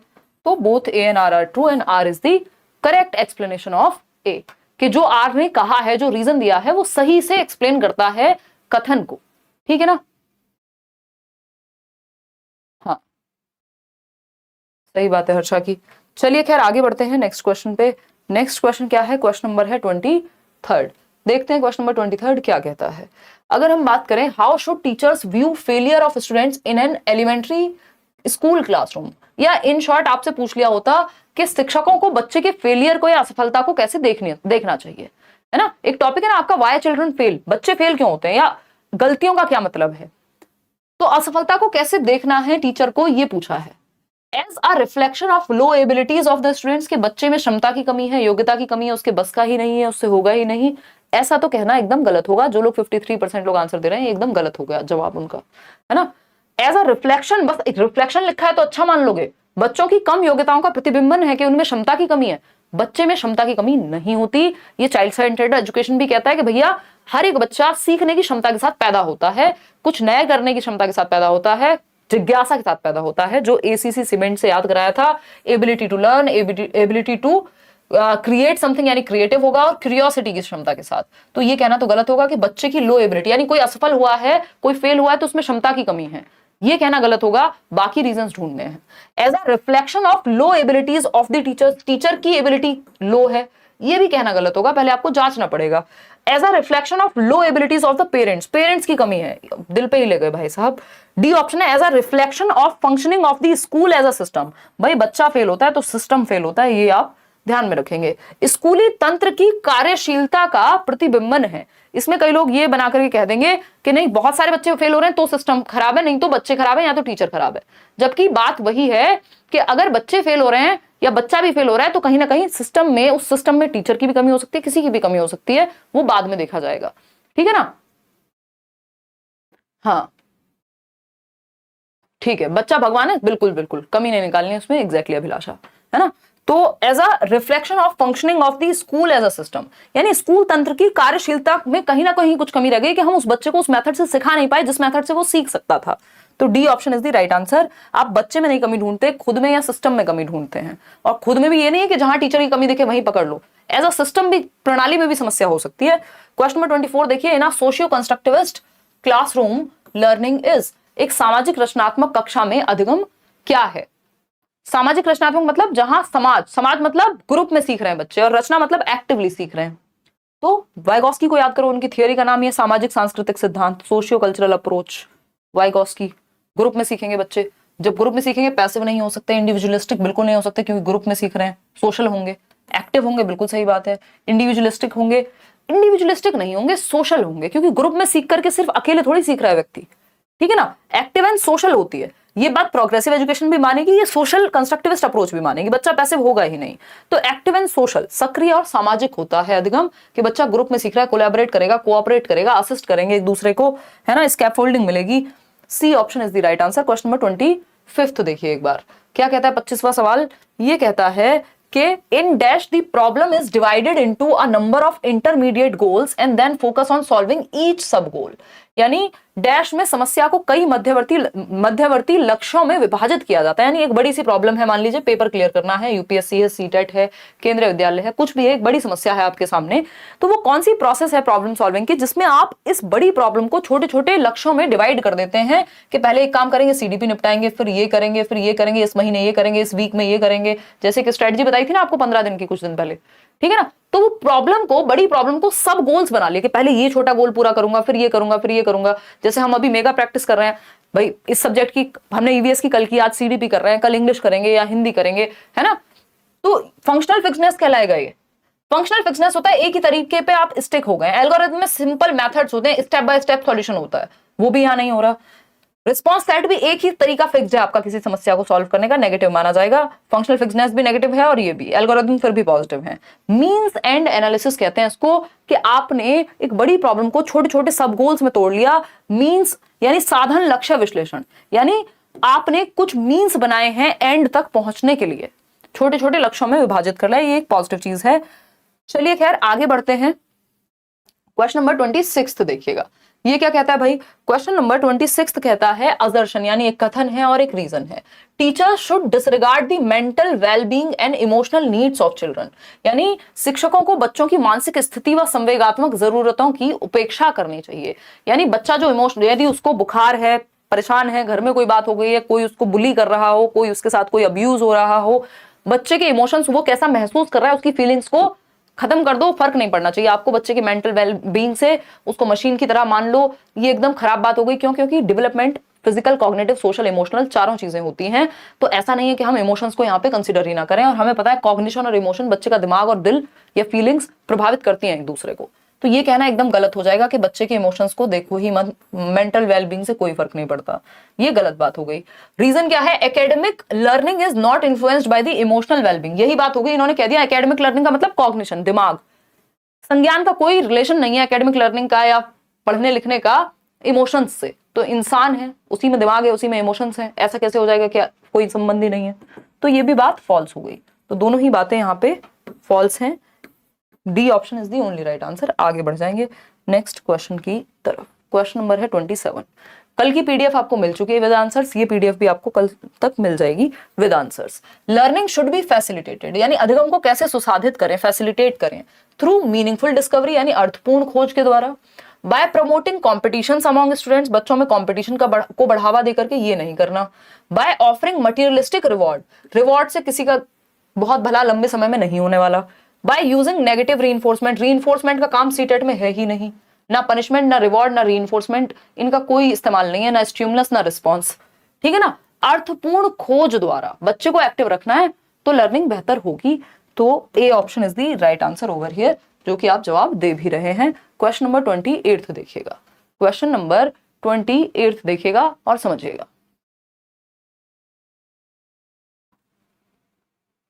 कोई कह रहा है मैम सच में ईद का चांद है, दिखती ही नहीं, अब तो चंद्रयान भी चला गया। यार ये कुछ समस्याएं थी बीच में, फिर इंटरनेट ने भी परेशान किया हुआ था। अब मैं आपके साथ ही हूँ हर दिन, बस 13 तारीख को 13वीं में जाना है, उसके अलावा मैं आपके साथ ही हूँ। देखो एक बार 10 को जो है आपका वो है मैराथन, 10 से देखिएगा। Question number 28, dash involves knowledge and awareness about self as a knower. Retirement की इच्छा होती है, आप लोग लेने कहाँ देते हैं। स्वयं के ज्ञाता होने के बारे में जागरूकता व समझ किस प्रक्रिया में शामिल है, यानी खुद के बारे में आप जानते हैं, जागरूक हैं, और अंडरस्टैंडिंग है, सेल्फ की अंडरस्टैंडिंग किस में आएगा, एसिमिलेशन, एकोमोडेशन, कंडीशनिंग, मेटाकॉग्निशन। अब ये इंट्रा पर्सनल इंटेलिजेंस तो पूछी नहीं है यहाँ पे। एसिमिलेशन होता है जस्ट चीजों को ऐड करना, एकोमोडेशन है अडेप्ट करना, चेंज कर लेना, कंडीशनिंग किसी काम की है ही नहीं, आदत डलवाना है कंडीशनिंग तो, है ना। 2 एकम 2 और 2 दूनी 4, अब 2 दूनी कहने पे ही आप 4 निकल जाएगा आपके मुंह से, ये कंडीशनिंग है ना। तो मेटाकॉग्निशन है ये। मेटाकॉग्निशन क्या है, कॉग्निशन होता है समझना, सीखना, जानना, थिंकिंग, रीजनिंग, प्रॉब्लम सॉल्विंग, वो सब। मेटा का मतलब beyond cognition, awareness of awareness, thinking about thinking, ये है मेटाकॉग्निशन। तो self awareness, self reflection, review करना, ये सब चीजें मेटाकॉग्निशन में आती हैं। इनको और अच्छे से हम मैराथन में करेंगे। चलिए खैर आते हैं क्वेश्चन नंबर 29 पर, समझिएगा एक बार क्या कहता है क्वेश्चन नंबर 29, देखिए फटाफट से। आपकी वैसे क्वेश्चन बहुत इजी लग रहे हैं, थैंक यू, अच्छा धन्यवाद अभिलाषा। चलिए आ जाइए, पोल अभी 15 नंबर पर ही अटका है। अच्छा प्रीति, देखिए question number 29, teacher should believe that ability is dash and encourage students to set, यानी शिक्षकों में मान्यता रखनी चाहिए कि योग्यता डैश है और विद्यार्थियों को डैश तय करने के लिए प्रोत्साहित करना चाहिए। भाई शिक्षक को मान्यता रखनी चाहिए कि योग्यता यानी एबिलिटी क्या है, इंक्रीमेंटल है, यानी एबिलिटी को बढ़ाया जा सकता है यदि व्यक्ति मेहनत करे तो, ठीक। तो एबिलिटी फिक्स नहीं माननी, ये नेगेटिव हो जाएगा। एबिलिटी फिक्स नहीं है ना, इंप्रूवेबल है, यस इंप्रूवेबल है। और क्या है, कैसे गोल सेट करें बच्चे के लिए, मास्टरी ओरिएंटेड, मास्टरी मतलब पारंगत बने, एक्सेलेंस के पीछे जाओ, सक्सेस झक मार के पीछे आएगी, वो है मास्टरी ओरिएंटेड गोल्स। कि जब आपको सब कुछ आता होगा तो नंबर कैसे नहीं आएंगे, अपने आप आएंगे। तो एक तो वार्षिक है यानी इंक्रीमेंटल है, आपकी एबिलिटी भी बेहतर होती है जब आप मेहनत करते हैं या आप सीखते हैं, तो एबिलिटी को बढ़ाना संभव है, ये मान के चलेंगे। अगर हम ये मान लेंगे कि एबिलिटी ही नहीं है, फिर तो हम खुद पे काम ही नहीं करेंगे, ठीक है ना। तो C option is the right answer. ऐसा नहीं परफॉर्मेंस ओरिएंटेड गोल सेट नहीं करने, क्योंकि ये फर्स्ट आने का गोल है। वहीं मास्टरी ओरिएंटेड गोल्स जो हैं वो आपके सीखने पे फोकस, लर्निंग ओरिएंटेड गोल्स हैं कि आपको सब कुछ सीखने में इंटरेस्ट है ना। फर्स्ट आए ना आए वो अलग बात है। तो C option is the right answer. Question number 30 देखिएगा एक बार, क्वेश्चन नंबर 30 देखिएगा, ये क्या कहता है भाई, ये कहता है which of these statements about motivation and learning is correct, यानी मोटिवेशन और लर्निंग के बारे में, अभिप्रेरणा और अधिगम के बारे में कौन सी बात सही है। पहला ऑप्शन है learning is effective when the students are motivated to avoid punishment, यानी सीखना तब प्रभावी होता है जब छात्र सजा से बचने के कारण अभिप्रेरित होते हैं। देखिए अगर डर से मोटिवेशन आ रहा है तो वो इफेक्टिव नहीं होगा, ये रोल मोटिवेशन का नहीं होना चाहिए। फिर आता है learning is effective when the students have intrinsic motivation, अधिगम तब प्रभावी होता है जब बच्चों के अंदर आंतरिक अभिप्रेरणा हो, जब वो सच में अंदर से सीखने के लिए इंटरेस्टेड हो, इंटरनल मोटिवेशन हो। बात तो सही है। Learning is effective when the students are extrinsically motivated, के नंबर लाने के लिए पढ़ रहे हैं, जो कि कॉम्पिटिटिव वर्ल्ड में ऐसा नॉर्मल हो गया है, होना नहीं चाहिए। बट फिर आ रहा है motivation does not have any role to play in learning. ऐसा नहीं है। मोटिवेशन क्या है? Motivation is a runway to learning. ऐसा किसने कहा है? स्किनर ने, कि यदि आप मोटिवेटेड होंगे तो आपकी लर्निंग की गाड़ी ऐसे भागेगी जैसे आपकी गाड़ी हाईवे पे तेज चलती है। तो मोटिवेशन लर्निंग को बेहतर करती है। अगर आप मोटिवेटेड हैं तो आप सीखेंगे। B option is the right answer. Question number 31 देखिएगा, यहां तक कितना स्कोर किया दिमाग में रखिएगा, कितने गलत हुए हैं। अभी 2-4 क्वेश्चन आप थोड़े इजी करिए, फिर थोड़े अच्छे क्वेश्चंस आएंगे आपके सामने। हम टोटल 60 क्वेश्चंस करने वाले हैं। ये 60 क्वेश्चंस 2 बार प्रैक्टिस ठीक से कर लोगे, एक बार पीडीएफ मिल जाएगा, एक और बार वीडियो देख लेना समय मिल जाए तो, मतलब ठीक से उसको रिवाइज कर लो बस कॉन्सेप्ट्स को कि क्या पूछा है। 2-3 बार रिवीजन अगर हो गया तो इसके बाहर फिर क्वेश्चन आपको नहीं मिलने वाले। द प्रोग्रेशन ऑफ डेवलपमेंट, हल्का फुल्का लैंग्वेज में चेंज मिलेगा, that's it. The progression of development of children in primary years is from, बच्चों के प्राथमिक वर्षों में विकास का क्रम, यानी जो शुरुआती साल होते हैं तो विकास कैसे होता है, उसका क्रम क्या होता है, सीक्वेंस क्या होगा। सरल से जटिल की ओर, यानी सिंपल टू कॉम्प्लेक्स। पहले बच्चा सरल चीजें करता है फिर जटिल करेगा। पहले भाई वो खड़े होना सीखेगा, फिर कहीं चल के चलना सीखेगा, फिर दौड़ना सीखेगा, फिर दौड़ के उछलना सीखेगा। वो एक साथ दौड़ना, चलना, उछलना सब कर लेगा। वो होती है ना रिले रेस होती है कि आपको स्पीड भी कम करनी है, आपको रुकना भी, किसी को पास भी करना है, फिर दौड़ना भी है, कहीं उछलना भी होगा, कहीं हर्डल्स भी होंगे। तो ये क्या है? सिंपल टू कॉम्प्लेक्स जा रहा है डेवलपमेंट। उसी को इंटीग्रेशन और डिफरेंशिएशन में हम कहते हैं। डिफरेंशिएशन का प्रिंसिपल है ये कि सिंपल टू कॉम्प्लेक्स जाती है जो आपका डेवलपमेंट की प्रोसेस है। आप शुरुआत में सिंपल चीजें करते हैं, बाद में आप कॉम्प्लेक्स चीजें करते हैं, ठीक है ना। तो सिंपल टू कॉम्प्लेक्स, बात तो सही है। एब्स्ट्रैक्ट टू कॉन्क्रीट नहीं होता, कॉन्क्रीट टू एब्स्ट्रैक्ट होता है कि पहले मूर्त चीजें जिनको टच फील किया जा सकता है वो करेगा, बाद में वो साइंटिफिक टॉपिक्स पे भी सोचने लगेगा, ठीक है ना। फिर आता है ग्लोबल टू लोकल, जबकि लोकल टू ग्लोबल, जो पास की चीज है उससे दुनिया में जाते हैं, ना कि दुनिया से पास में आते हैं। जनरल टू स्पेसिफिक होगा, स्पेसिफिक टू जनरल नहीं, सामान्य से विशिष्ट की ओर। वैसे तो ये प्रिंसिपल यहां लागू ही नहीं होगा। तो सिंपल टू कॉम्प्लेक्स यानी सरल से जटिल की ओर। पहले आप ये भी देखते हैं ना, क्लास 1 में एक सिंपल सी चीज है, फिर क्लास 2 में, क्लास 7 में, क्लास 10th में वही टॉपिक जो आपके 6th में इजी लगता था या छोटा था, वही कॉम्प्लेक्स होकर के 10th में बड़ा हो जाएगा। क्यों? क्योंकि डेवलपमेंट भी ऐसे ही चलता है, सरल से जटिल की ओर। क्वेश्चन नंबर 32 देखिए, विच of the following is a sensitive period for learning for language development, यानी भाषा विकास के लिए संवेदनशील काल कौन सा है। ये पता नहीं कितनी बार रिपीट हुआ है क्वेश्चन। कभी इसको सेंसिटिव पीरियड कह देगा, कभी इसको क्रिटिकल पीरियड कह देगा, है ना। क्रिटिकल पीरियड या fastest period for language development, fastest period for language development. तो ये होगा अर्ली चाइल्डहुड यानी आरंभिक बाल्यावस्था, है ना। 2 से 6 वर्ष का जो पीरियड है, ये सबसे तेजी से भाषा का विकास आपका यही होता है ना। बच्चा कार्टून देखेगा, जो बात आप कहेंगे वही बात रिपीट करेगा, इमिटेट करेगा, मतलब लैंग्वेज का डेवलपमेंट बहुत ही तेजी से होता है। यहीं पे आपका सोशलाइजेशन भी बहुत तेजी से होता है, इवन आपका फिजिकल डेवलपमेंट भी बहुत तेजी से हो रहा होता है ना। तो लैंग्वेज का डेवलपमेंट सबसे जो स्पीड में होगा, सेंसिटिव पीरियड है। जो आपका लैंग्वेज एक्विजिशन डिवाइस है, जो हम भाषा अधिग्रहण यंत्र बोलते हैं, किसने दिया? नॉम चॉम्स्की ने। तो वो भी सबसे ज्यादा इफेक्टिव है इसी उम्र में, बच्चा कई भाषा एक साथ सीख पाएगा। तो A option is the right answer over here. आगे बढ़ेंगे, क्वेश्चन नंबर 33 देखिए। 33वां सवाल कहता है, the process by which children learn their societal role is referred to as, यानी वो कौन सी प्रक्रिया है जिसके द्वारा बच्चे समाज में अपनी भूमिका सीखते हैं, कि समाज में क्या भूमिकाएं होती है, समाज में क्या रोल प्ले करना होता है, वो आप किस प्रक्रिया के माध्यम से सीखते हैं। ये सबको बताएं, आंख बंद करके भी जवाब दे सकते हो। सोशलाइजेशन की प्रक्रिया के द्वारा हम समाज के एक सक्रिय मेंबर बनते हैं। सोशलाइजेशन की प्रोसेस के थ्रू समाज के जो नॉर्म्स हैं, रूल्स हैं, रेगुलेशंस हैं, वो सब हम सीखते हैं कि कैसे रहते हैं समाज में। ये हम सामाजिकरण की प्रक्रिया के माध्यम से ही सीखते हैं। तो एसिमिलेशन की अगर हम बात करें तो सिर्फ एसिमिलेशन भी होगा सोशलाइजेशन में, अकोमोडेशन भी होगा, अडेप्ट भी करेंगे आप बहुत सारी चीजें। तो ये अपने आप में तीनों से बड़ी प्रक्रिया है सोशलाइजेशन, कि समाज के साथ, समाज में भी चेंज होंगे, आप में भी चेंज होंगे, कौन सी चीजें एक्सेप्टेबल हैं, कौन सी चीजें एक्सेप्टेबल नहीं है। देखिए क्वेश्चन नंबर 34 देखिएगा, eight which stage of cognitive development do children begin imitation and achieve object permanence, यानी बच्चे जो है नकल करना शुरू कर देते हैं।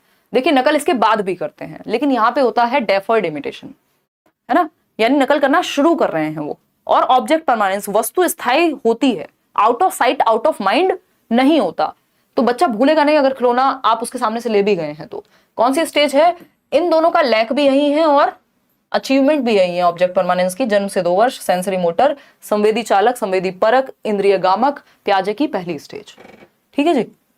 2 से 7 आपको पता ही है प्री ऑपरेशनल, 7 से 11 कॉन्क्रीट ऑपरेशनल, 11 से 15 आपका फॉर्मल ऑपरेशनल। सिंपल जवाब, इसमें तो कुछ बहुत ज्यादा मुश्किल था ही नहीं। क्वेश्चन नंबर 35 देखिएगा, ये क्या कहता है भाई। क्वेश्चन नंबर 35, कई लोगों को ये कंफ्यूजन है कि ऑब्जेक्ट परमानेंस कब आता है, इसी में आ जाता है, सेंसरी मोटर स्टेज के अंत तक ही। पर प्री ऑपरेशन में चला नहीं जाता, बट आ इसी में जाता है, उसके बाद भी रहेगा ही ऑफ कोर्स। क्वेश्चन नंबर 35 देखिए, in Jean Piaget's theory a child who perceives the sun as being alive because it gives out light is demonstrating. बहुत ही अच्छा क्वेश्चन। जीन पियाजे के सिद्धांत के अनुसार वह बच्ची जो सूरज को सजीव मानती है कि भाई सन भी तो अलाइव है, सुबह सुबह जग जाता है और आएगा सुबह रोशनी हमारी तरफ भेजेगा, तो मतलब सन जो है वो अलाइव है, सूरज को सजीव मानती है बच्ची क्योंकि वो रोशनी देता है। जैसे ह्यूमंस है वैसे ही सूरज है, और हम लोग तो मानते ही हैं, मतलब अगर हम देखें अलग अलग धर्म में या भारत में या हिंदुइज्म में, हम ये कहते हैं भाई सूर्य क्या है, देव हैं, और हम उनको सुबह सुबह जल चढ़ा रहे हैं, प्रणाम कर रहे हैं, वॉटेवर।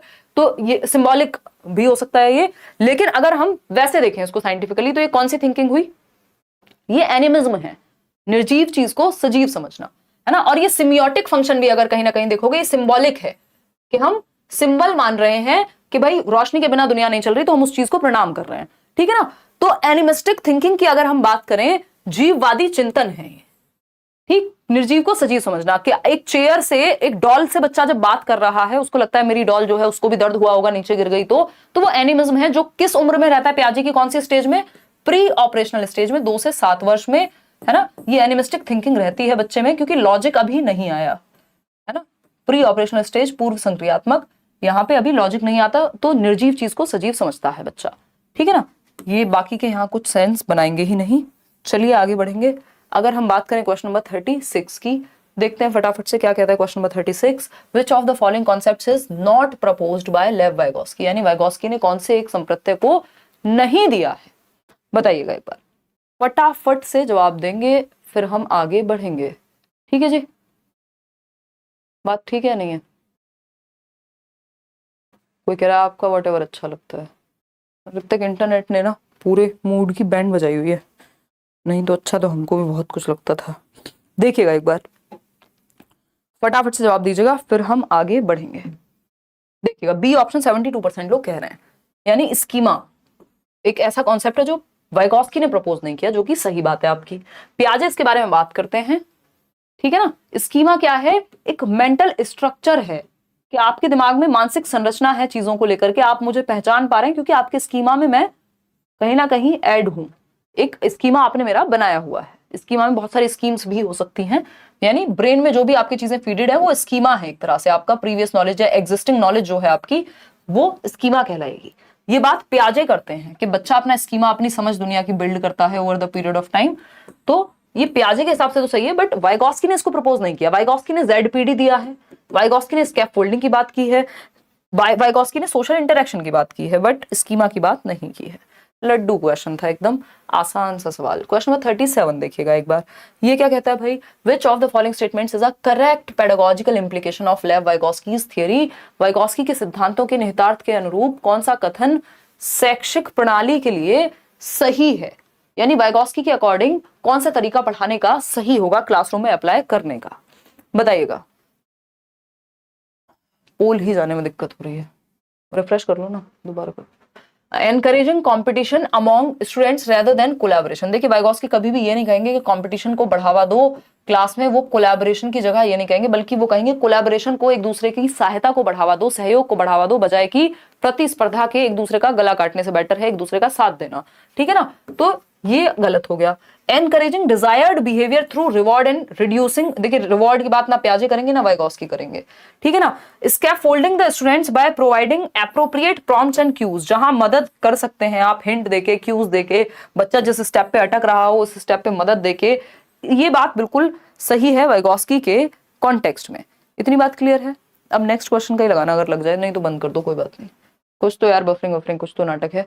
बोल देखिएगा, promoting association between stimulus and response, इसकी बात वाइगोस्की नहीं करते, तो C option is the right answer. आगे बढ़ेंगे क्वेश्चन नंबर 38। क्वेश्चन नंबर 38 देखिएगा क्या कह रहा है, according to Kohlberg the first stage of moral development, first stage of moral development is characterised by punishment and obedience. पहली स्टेज है पहले ही लेवल की कोहलबर्ग के नैतिक विकास के सिद्धांत के तहत। कोहलबर्ग के अनुसार नैतिक विकास की प्रथम अवस्था की क्या विशेषता है? Seeing rules as fixed and absolute, यानी नियमों को निश्चित और निरपेक्ष रूप में देखना कि नियमों को परिवर्तित करना संभव नहीं है। Maintaining affection and approval of others, approval के बाद थर्ड स्टेज में जाके आती है। A duty to uphold laws and rules, ये फोर्थ स्टेज में आएगा कि रूल्स को बनाए रखने की जरूरत होती है क्योंकि वो रूल्स का पालन जरूरी है, कर्तव्य है एंड ऑल, वो भी फोर्थ स्टेज में जाके आता है। लॉ एंड ऑर्डर में एब्स्ट्रैक्ट यूनिवर्सल प्रिंसिपल तो भाई साहब सिक्स्थ में आ जाएगा। तो seeing rules as fixed and absolute, rules को परिवर्तित नहीं किया जा सकता, यानी रूल्स पनिशमेंट एंड ओबीडियंस वाली जो बात है वो यहां आ जाएगी कि पनिशमेंट मिलेगी ही अगर रूल को ब्रेक किया, चाहे इंटेंशन कुछ भी हो। तो ये एक बेसिक बात हुई। आगे बढ़ेंगे क्वेश्चन नंबर 39 में। ये क्या कहता है? इन अ प्रोग्रेसिव क्लासरूम, यानी एक प्रगतिशील कक्षा में जिसमें जॉन डुई की हम बात करते हैं, इसके अलावा चाइल्ड सेंटर्ड एजुकेशन की बात करते हैं, children are focused to learn according to the prescribed syllabus. नहीं, children engage in activities that realise their potential, यानी बच्चे उन गतिविधियों में संलग्न होते हैं जिससे वह अपनी क्षमताओं को पा सकें, यानी जिससे उनकी क्षमताओं का विकास हो, अपने पोटेंशियल को निखार करके लाएं। यही बात प्रोग्रेसिव एजुकेशन एक्टिव और सोशल कहती है लर्निंग को, और प्रॉब्लम सॉल्विंग की ओर लेकर के जाती है। ये बात एकदम सही है। लर्निंग बाय डूइंग हो, करके सीखना हो। लेबलिंग नहीं चाहिए हमें बच्चों में, है ना, रिवॉर्ड के बेसिस पे सिखाना ही नहीं है। तो B option is the only right answer over here, जो कि आप लोग सही जवाब आप दे भी पा रहे हैं। फाइनली पोल आपके सामने है। क्वेश्चन नंबर 40 देखिएगा, ये क्या कहता है समझते हैं। क्वेश्चन नंबर 40 कहता है which of the following type of intelligence was described by Harvard Gardner. Gardner के द्वारा कौन सा एक बुद्धि का प्रकार दिया गया था? पहला ऑप्शन है generic intelligence, linguistic intelligence. Generic intelligence यानी सामान्य बुद्धि, फिजिकल इंटेलिजेंस, स्पेसिफिक इंटेलिजेंस। देखिए अगर ऐसी सिचुएशन बने तो अपना बहुत ज्यादा अपनी विलक्षण बुद्धि का इस्तेमाल नहीं करना कि जनरल मतलब कोई सामान्य इंटेलिजेंस, चलो इसकी बात तो उन्होंने की ही नहीं। वो बात तो कौन कह रहा था? वो तो आपके चार्ल्स स्पीयरमैन कह रहे थे, वो भी जेनरिक नाम नहीं दे रहे थे, जनरल इंटेलिजेंस कह रहे थे, ठीक है ना। स्पेसिफिक इंटेलिजेंस की भी बात उन्होंने की है। फिजिकल इंटेलिजेंस ये मत सोच लीजिएगा बॉडीली काइनेस्थेटिक को कह दिया है। जब आपके पास बेटर ऑप्शन है तो क्यों ज्यादा दिमाग लगाना है? आपको पता है लिंग्विस्टिक इंटेलिजेंस उन्होंने साफ साफ दिया हुआ है। तो B option is the right answer. 8 प्रकार में से एक प्रकार ये है मल्टीपल इंटेलिजेंस की थ्योरी में। क्वेश्चन नंबर 41 देखिएगा, अभी 20 सवाल और हैं आपके। In a primary classroom the teachers should dash private speech self talk that guides thinking and action, यानी एक प्राथमिक कक्ष में शिक्षिकाओं को व्यक्तिगत वाक यानी खुद से बातचीत जो हमारी सोच और व्यवहार का मार्गदर्शन करती है। प्राइवेट स्पीच मतलब जब आप खुद से बात कर रहे हैं, यार ये वाला आंसर सही होगा कि ये वाला आंसर सही होगा, ये ठीक होगा कि ये ठीक होगा। सेल्फ टॉक, खुद से बात बोल बोल के कर रहे हैं। किसने बात की है? वाइगॉस्की ने बात की है। इंपॉर्टेंट माना है, सेल्फ डायरेक्शन में काम आती है, सेल्फ रेगुलेशन में काम आती है। तो इस चीज को एनकरेज करना है, टीचर्स को बढ़ावा दे। क्यों? क्योंकि लैंग्वेज से बात कर करके हम क्या कर रहे हैं? खुद को डायरेक्शन दे रहे हैं, सॉल्यूशन की तरफ लेकर के जा रहे हैं। तो इस चीज को प्रोत्साहित किया जाना चाहिए, ना कि हतोत्साहित या नकारें इसको। ये कोई खराब नहीं है, दंडित नहीं करना, ये हेल्पफुल होती है खुद को डायरेक्शन देने में। तो A option is the right answer. आगे बढ़ेंगे क्वेश्चन नंबर 42 देखिएगा, यानी 42वां सवाल कहता है seeing the role of boys at home and in the society Mohan refused to play the role of a girl in a program organized in the school, saying that because he is a boy, he will not wear a girl's dress. It shows. अच्छा सवाल gender पे। मोहन ने घर व समाज में लड़कों की भूमिका को देखते हुए स्कूल में आयोजित एक कार्यक्रम में लड़की की भूमिका को यह कहकर निभाने से इनकार कर दिया कि वह एक लड़का है, इसलिए वह एक लड़की की ड्रेस नहीं पहनेगा। मतलब क्योंकि उसने समाज में देखा था कि महिलाएं सर्टेन कपड़े पहनती हैं, पुरुष सर्टेन कपड़े पहनते हैं, मतलब एक तरह के कपड़े पहनते हैं। महिलाओं का ये रोल होता है, पुरुषों का ये रोल होता है। तो उसने वो चीज समाज में देखी है, और जब उसको कहा गया कि मान लीजिए कोई प्रोग्राम चल रहा है और उसमें उसने कह दिया कि मैं तो लड़की का रोल नहीं निभाऊंगा, मैं तो लड़का हूं, मैं लड़की के कपड़े क्यों पहनूं। जबकि अभी हम देख रहे हैं समाज में परिवर्तन हो रहा है, बहुत सारे कपड़े, बहुत सारी चीजें जो हैं वो क्या हो रही हैं, यूनिसेक्स आ रहे हैं। यानी कपड़े, आप शर्ट है, कोई मेल भी पहन सकता है और पुरुष मतलब महिला भी पहन सकती है। लेकिन यहाँ पे क्या हुआ, अब क्योंकि दिमाग में सेट हो गया है कि ये काम महिलाओं का है, ये पुरुषों का है, ये कपड़े इनके हैं, ये ऐसे है, तो क्या होगा, हम यहाँ पे बच्चे ने कर दिया मना। इसका मतलब क्या है? जेंडर रोल फ्लेक्सिबिलिटी है। ये फ्लेक्सिबिलिटी तो बची नहीं ना, फ्लेक्सिबिलिटी होती तो वो मना क्यों करता। जेंडर इक्वालिटी है, और वहां पे तो एक काम था ना जिसमें वो चीज करनी थी। इक्वालिटी तो ये है ही नहीं, है ना, इक्वालिटी की तो बात ही नहीं हो रही। जेंडर मोबिलिटी है, ये गतिशीलता है, डायनेमिक है, नहीं चेंज भी नहीं है यहाँ पे। तो ये जेंडर रोल टाइपिंग है। क्या है ये? जेंडर टाइपिंग है कि फिक्स हो गया है जेंडर का रोल, के दिमाग में जेंडर रोल टाइपिंग हुई है बचपन से कि मम्मी ये काम करती है, पापा ये काम करती है, मैं भी जब बड़ा हो जाऊंगा तो मैं भी ये काम करूंगा, मेरी बीवी ये काम करेगी, या वट एवर। कुछ चीजें बायोलॉजिकल हो सकती है, लेकिन उसके अलावा बाकी सारी हमने जेंडर क्या है, सोशल कंस्ट्रक्ट है, समाज ने बना दी है ना। तो जेंडर रोल टाइपिंग है बच्चे के दिमाग में, जो वो शो कर रहा है इस चीज को कहते हुए कि उसके दिमाग में रोल टाइप हो चुका है, फिक्स हो चुका है। क्वेश्चन नंबर 43 देखिएगा। क्वेश्चन नंबर 43 क्या है? The process of teaching and learning for students of differing abilities in the same class is referred to as, यानी एक ही कक्षा में अलग अलग क्षमताओं वाले विद्यार्थियों के सीखने सिखाने की प्रक्रिया क्या कहलाती है? यानी process of teaching and learning for students of differing abilities, अलग अलग क्षमता वाले बच्चा, एक बच्चा है जो जल्दी सीखता है, दूसरा बच्चा है जो धीमे सीखता है, तीसरा बच्चा है जिसको देर में समझ में आता है, चौथा बच्चा है जिसको डिफरेंट डिफरेंट एग्जांपल देने पड़ते हैं, एक्टिविटी करानी पड़ती है। तो इन सबको आप साथ में लेके चल रहे हैं, तो ये क्या है? ये डिफरेंशिएटेड इंस्ट्रक्शन है, जो हम चाइल्ड सेंटर्ड एजुकेशन और इंडिविजुअल डिफरेंसेस में पढ़ते हैं। स्टैंडर्डाइज्ड इंस्ट्रक्शन तो होगा, तो सबको एक तरीके से सिखा दो। स्टिमुलेशन कंडीशनिंग कुछ काम का नहीं है। डिफरेंशिएटेड इंस्ट्रक्शन है जब अलग अलग क्षमताओं वाले बच्चों को आप डिफरेंट डिफरेंट तरीके से क्लासरूम में सिखा रहे हैं। क्वेश्चन नंबर 44 देखिएगा, ये क्या कहता है? ये कहता है इन सोशियो कंस्ट्रक्टिविस्ट क्लासरूम। खुद से जवाब दीजिए, मैं क्यों बताऊं, बताइएगा एक बार, फटाफट से जवाब दीजिएगा, फिर हम आगे बढ़ेंगे। दीजिएगा, आंसर कीजिएगा।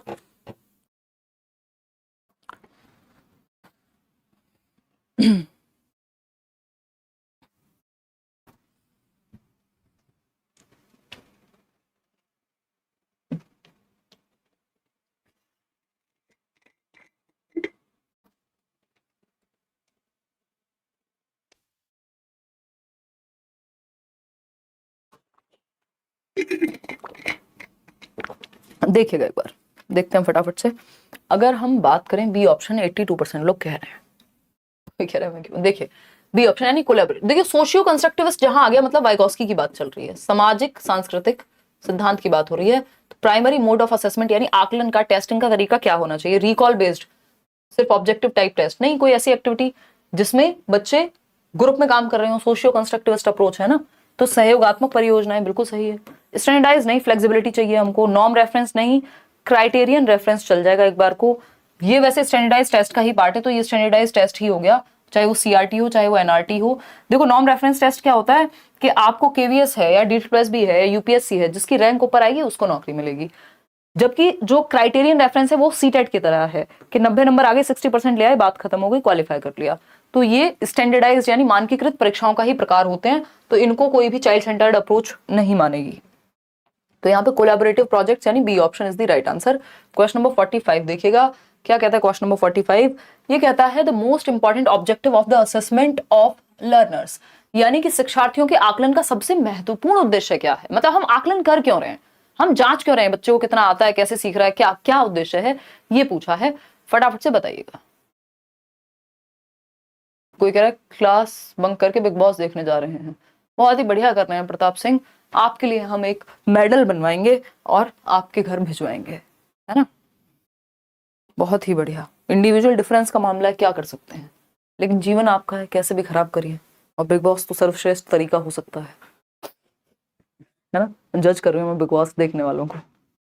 चलिए ये तो आपकी इच्छा है, देखो सबका इंटरेस्ट होता है। मेरे कॉलेज में भी मेरे कुछ फ्रेंड्स देखते थे एक टाइम पे, है ना, मैंने आज तक नहीं देखा है कभी बिग बॉस ना देखने का घमंड है। वो मीम होते ना इंस्टाग्राम पे, तो वो वैसे वाली बात है। थोड़ा बहुत कभी कभार कहीं ऐसे देखा होगा, जब फर्स्ट सीजन रहा होगा, कहीं चल रहा है घर में कि कोई देख रहा है अगर, है ना, होता है नई नई चीजें, कभी कभार पहले कोई देख लेता था, तो कुछ मिनट का देख लिया, वो बर्दाश्त नहीं हो पाया यार कभी जिंदगी में। देखिए एक बार, अगर हम बात करें क्वेश्चन नंबर 45, अगर हम बात करें यहाँ पे, तो ये कहता है द मोस्ट इंपॉर्टेंट। इतना कलेश कैसे देख लेते हो यार, है, और मजा भी आता है। मेरी फ्रेंड थी, मेरे को याद है, वो देखती थी तो बात भी वैसी करने लगी, विक्टिम कार्ड मत प्ले करो। ये क्या बवाल है विक्टिम कार्ड? तो उस टाइम पे चलता, बहुत साल पुरानी बात है ये भी, तो उस टाइम पे एटलीस्ट अपडेट रहता था, क्योंकि कॉलेज वॉलेज में या पहले अगर कोई देखता था तो पता रहता था थोड़ा बहुत कि क्या ये बकैती चल रही है। अब तो वो भी आइडिया नहीं है कि क्या चल रहा है। देखो एक बार, अगर हम बात करें, देखो फटाफट करते हैं, A option 91%, to reflect on the effectiveness of the pedagogy and modify it to enhance learning. अगर हम बात करें तो अध्यापन की प्रभावशीलता पर विचार करना और सीखने को बढ़ावा देने के लिए संशोधित करना। मतलब आकलन का उद्देश्य यह है कि भाई किस तरह से और बेहतर सिखाया जाए, या कहीं कोई कमी है तो उसको रिजॉल्व किया जाए, इसलिए आकलन कर रहे हैं। यहाँ पे पोल में आप जवाब इसलिए दे रहे हैं ताकि देखा जाए कि कहाँ कमी है, उसको सुधारेंगे कैसे, या कितने समय में कितनी जल्दी आप जवाब दे पा रहे हैं। ठीक बात है ना? चलिए बहुत बढ़िया, आते हैं फटाफट से। देखिएगा एक बार, कितने खुश हो जाते हो बिग बॉस के नाम पे, मजा आता है मैम। हाँ हाँ, दूसरे घर में कलेश देखने में मजा तो सभी को आता है। देखिए एक बार, अगर हम बात करें, अब अपने जीवन में इतना कलेश पालिए कि दूसरे के जीवन में देखना ना पड़े। देखिए, शिक्षार्थियों के आकलन का सबसे महत्वपूर्ण उद्देश्य है अध्यापन की प्रभावशीलता पर विचार करना और सीखने को बढ़ाने के लिए इसे संशोधित करना, यानी पढ़ाने के तरीके में चेंज की कहाँ जरूरत है। बात तो सही है।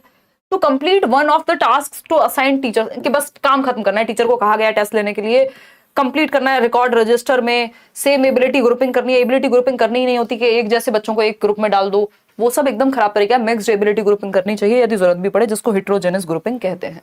चलिए आगे बढ़ते हैं। क्वेश्चन नंबर 46 देखिएगा।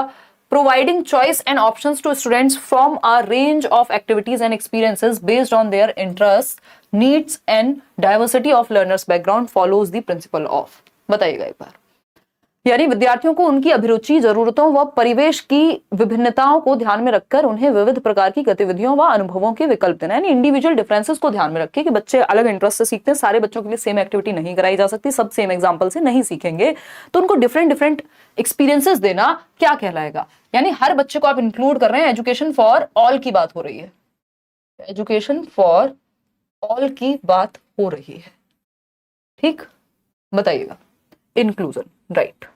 लेबल और लेबलिंग तो है ही नहीं है, कंपटीशन, एक्सक्लूजन नहीं। एक्सक्लूजन हो गया, आपने इंक्लूजन का जस्ट ऑपोजिट हो गया कि आपने अलग थलग कर दिया। इंक्लूजन मतलब हर बच्चे को आप इंक्लूड कर रहे हैं। क्वेश्चन नंबर 47 देखिएगा एक बार, क्या कहते हैं। विच of the following does not promote cultural sensitivity in class, यानी कि निम्न में से क्या कक्ष में सांस्कृतिक संवेदनशीलता को बढ़ावा नहीं देता, यानी हम एक दूसरे के कल्चर के प्रति या जो अंतर है उसके प्रति संवेदनशील हो, उस चीज को क्या एक चीज बढ़ावा नहीं देती। पहला ऑप्शन है organising activities related to different cultures, यानी विभिन्न संस्कृतियों के अनुकूल गतिविधियों का आयोजन करना, यानी आप ऐसी एक्टिविटीज ऑर्गेनाइज कर रहे हैं जिसमें डिफरेंट डिफरेंट कल्चर को पार्टिसिपेट करने का मौका मिले। स्कूल में आप डिफरेंट डिफरेंट कल्चर के बच्चे अलग अलग चीजों पे, आपके यहाँ ईद भी मनाई जा रही है, आपके यहाँ क्रिसमस भी मनाया जा रहा है, आपके यहाँ दिवाली का भी सेलिब्रेशन है, तो ये क्या हुआ, हम सेंसिटिव हैं। ये तो पॉजिटिव बात हो गई, हमको नेगेटिव बात चाहिए क्योंकि डज नॉट पूछा है। Encouraging sharing of experiences by students about their culture, यानी बच्चों को अपने कल्चर के बारे में अपने अनुभव शेयर करने देना, तो इससे भी कोई दिक्कत नहीं, आप कल्चर के प्रति सेंसिटिव हैं, सभी को आपने इंक्लूड किया हुआ है, संवेदनशील है। Celebrating festivals of dominant cultures only, ये गड़बड़ है कि अगर वहां जिस जगह पे स्कूल है तो सिर्फ और सिर्फ फेस्टिवल किस कल्चर के बनेंगे, यदि आसपास के कल्चर में कोई एक कल्चर का प्रभाव ज्यादा है, यानी अगर आसपास मुस्लिम्स हैं तो सिर्फ ईद मनाई जाती है, दशहरा नहीं बनेगा, और अगर आसपास हिंदुइज्म है या और भी बहुत सारे अलग अलग जाति संप्रदाय हो सकता है, तो जो डोमिनेंट कल्चर है, यानी जिस कल्चर के बच्चे ज्यादा पढ़ते हैं स्कूल में, सिर्फ उसी की छुट्टी होगी, उसी का त्योहार मनाया जाएगा, बाकी नहीं। तो ये गड़बड़ है, इसका मतलब आप सेंसिटिव नहीं है, सभी बच्चों को इंक्लूड आप नहीं कर रहे, ठीक है ना। Accepting and respecting diverse backgrounds, ये तो पॉजिटिव बात है कि आप सभी बैकग्राउंड को एक्सेप्ट कर रहे हैं, तो C option is the right answer. आगे बढ़ेंगे, क्वेश्चन नंबर 48। 48 क्या है देखिएगा, जवाब दीजिएगा फटाफट से, फटाफट से जवाब दीजिएगा, एक्सप्लेन मत करो मैम, ठीक है अभिलाषा, खत्म, जो अभिलाषा कह देंगे वो होगा आज से। कुछ लोग होते हैं वो फिर कमेंट करते हैं कि फलाना आपका रिश्तेदार है क्या, इसके कमेंट ज्यादा पढ़ते हो, भाई वो बाय चांस की बात होती है ना। देखिए, challenges in reading text and comprehending long passages is a challenge for students with, पाठ पढ़ने व लंबे अंशों को समझने में उन विद्यार्थियों को कठिनाई होती है जो डिस्कैलकुलिया से जूझ रहे होंगे। पढ़ने की बात हो रही है, यहाँ कैलकुलेशन की तो हो नहीं रही, तो ये तो गड़बड़ हो गया, कैलकुलेशन में दिक्कत होती है डिस्कैलकुलिया वालों को। डिसलेक्सिया है, जो तारे जमीन पर वो ईशान अवस्थी था ना, तो डिसलेक्सिक बच्चे को पढ़ने में कठिनाई होगी, वो रिवर्स राइटिंग और वो सब भी उसकी कॉपी में आपको देखने को मिलेगा, क्योंकि जो पढ़ता गलत है वो लिखेगा भी गलत। तो ऐसा हो सकता है कि 100 को वॉज, डॉग को गॉड, 6 को 9, बी को डी, इनको पढ़ने में दिक्कत होती है। हियरिंग इंपेयरमेंट, डिस्ग्राफिया होता है, लिखने में दिक्कत है सिर्फ, तो वो बात यहाँ नहीं है, पढ़ने की दिक्कत है। B option is the right answer. Question number 49 देखिएगा फटाफट से। Which of the learning materials is not suitable for children with hearing impairment, यानी श्रवण बाधित बच्चों के लिए कौन सा एक तरीका सूटेबल नहीं है। पहला ऑप्शन है ऑडियो बुक्स, भाई सुनने में दिक्कत है, सुनने की ही किताबें दे दी। हियरिंग एड, कोई मशीन हो अगर हियरिंग की तब तो वो हेल्पफुल है, अदरवाइज ऑडियो बुक्स कैसे हेल्पफुल है? अगर मुझे सुनाई नहीं देता, मुझे सुनने में दिक्कत है ना, श्रवण दोष है, और मैं कहूं कि मुझे सुन के ही बताना है कुछ, तो मेरे लिए तो और मुश्किल हो गई ना। जिस सेंस में बच्चे की दिक्कत होता है, 5 सेंसेस हैं, अगर देखने में दिक्कत है तो देखने का काम नहीं देते, अगर सुनने में दिक्कत है तो सुनने का काम नहीं देते, क्योंकि उसको उस सेंस में दिक्कत है, बाकी के 4 सेंसेस से सिखा दीजिए आप, है ना। अगर किसी बच्चे को देखने में दिक्कत है तो आप उसके सुनने वाले सेंस को, टच करने वाले सेंस को, एक्टिविटी करने वाले सेंस को, उन पे फोकस कीजिए, ना कि उसके देखने पे फोकस करेंगे कि भाई देखने में दिक्कत है बच्चे को, आप देख के ही पढ़ा रहे हैं, आप कहना नहीं नहीं नहीं बेटा तुम तो किताब से ही पढ़ो, तो वो गलत हो जाएगा। तो ऑडियो बुक्स यहाँ पे गलत तरीका है, और जो गलत है वही सही है, क्योंकि नॉट ही पूछा था कि कौन सी एक चीज सूटेबल नहीं होगी, तो ऑडियो बुक सूटेबल नहीं होंगी। प्रिंटेड बुक्स तो चलो आंखें तो ठीक है उसकी, देख सकता है, वीडियोस विद सबटाइटल्स वो भी पढ़ सकता है, वो 3 डायमेंशनल चार्ट्स तो हर किसी के लिए बढ़िया है, लेकिन ये ऑडियो बुक जो है नेगेटिव है। चलिए हाफ सेंचुरी हम कंप्लीट कर लेंगे अभी, 50वां सवाल आपके सामने और 10 सवाल और हैं। क्वेश्चन नंबर 50 देखिएगा, what type of questions should a teacher ask in order to identify creative children in her class. यानी आपको वो बच्चे जो कुछ नया करते हैं, जो पानी की घंटी भर गई है बजाते हैं, बनाते हैं, ऐसे बहुत सारे एग्जाम्पल हो सकते हैं। तो एक शिक्षिका को अपनी कक्षा में सृजनात्मक बच्चों की पहचान करनी है कि कौन से बच्चे हैं जो कुछ डिफरेंट सोचते हैं, लीक से हटके सोचते हैं, डाइवर्जेंट थिंकिंग रखते हैं, है ना। उनकी पहचान के लिए fill in the blank. Fill in the blank तो भाई साहब ज्यादा सोचने का आपके पास चांस ही नहीं है, फिल इन द ब्लैंक में तो एक ही सही या गलत होगा, तो इसमें कहां से नया कुछ सोच पाएंगे वो। मल्टीपल चॉइस क्वेश्चन में 4 ऑप्शन है, एक ही चूज करना है, इसमें क्या क्रिएटिविटी लगा दोगे आप। Questions with right and wrong options, तो या तो ट्रू होगा या फॉल्स होगा, इसमें क्या क्रिएटिविटी, कुछ तीसरा ऑप्शन है नहीं है।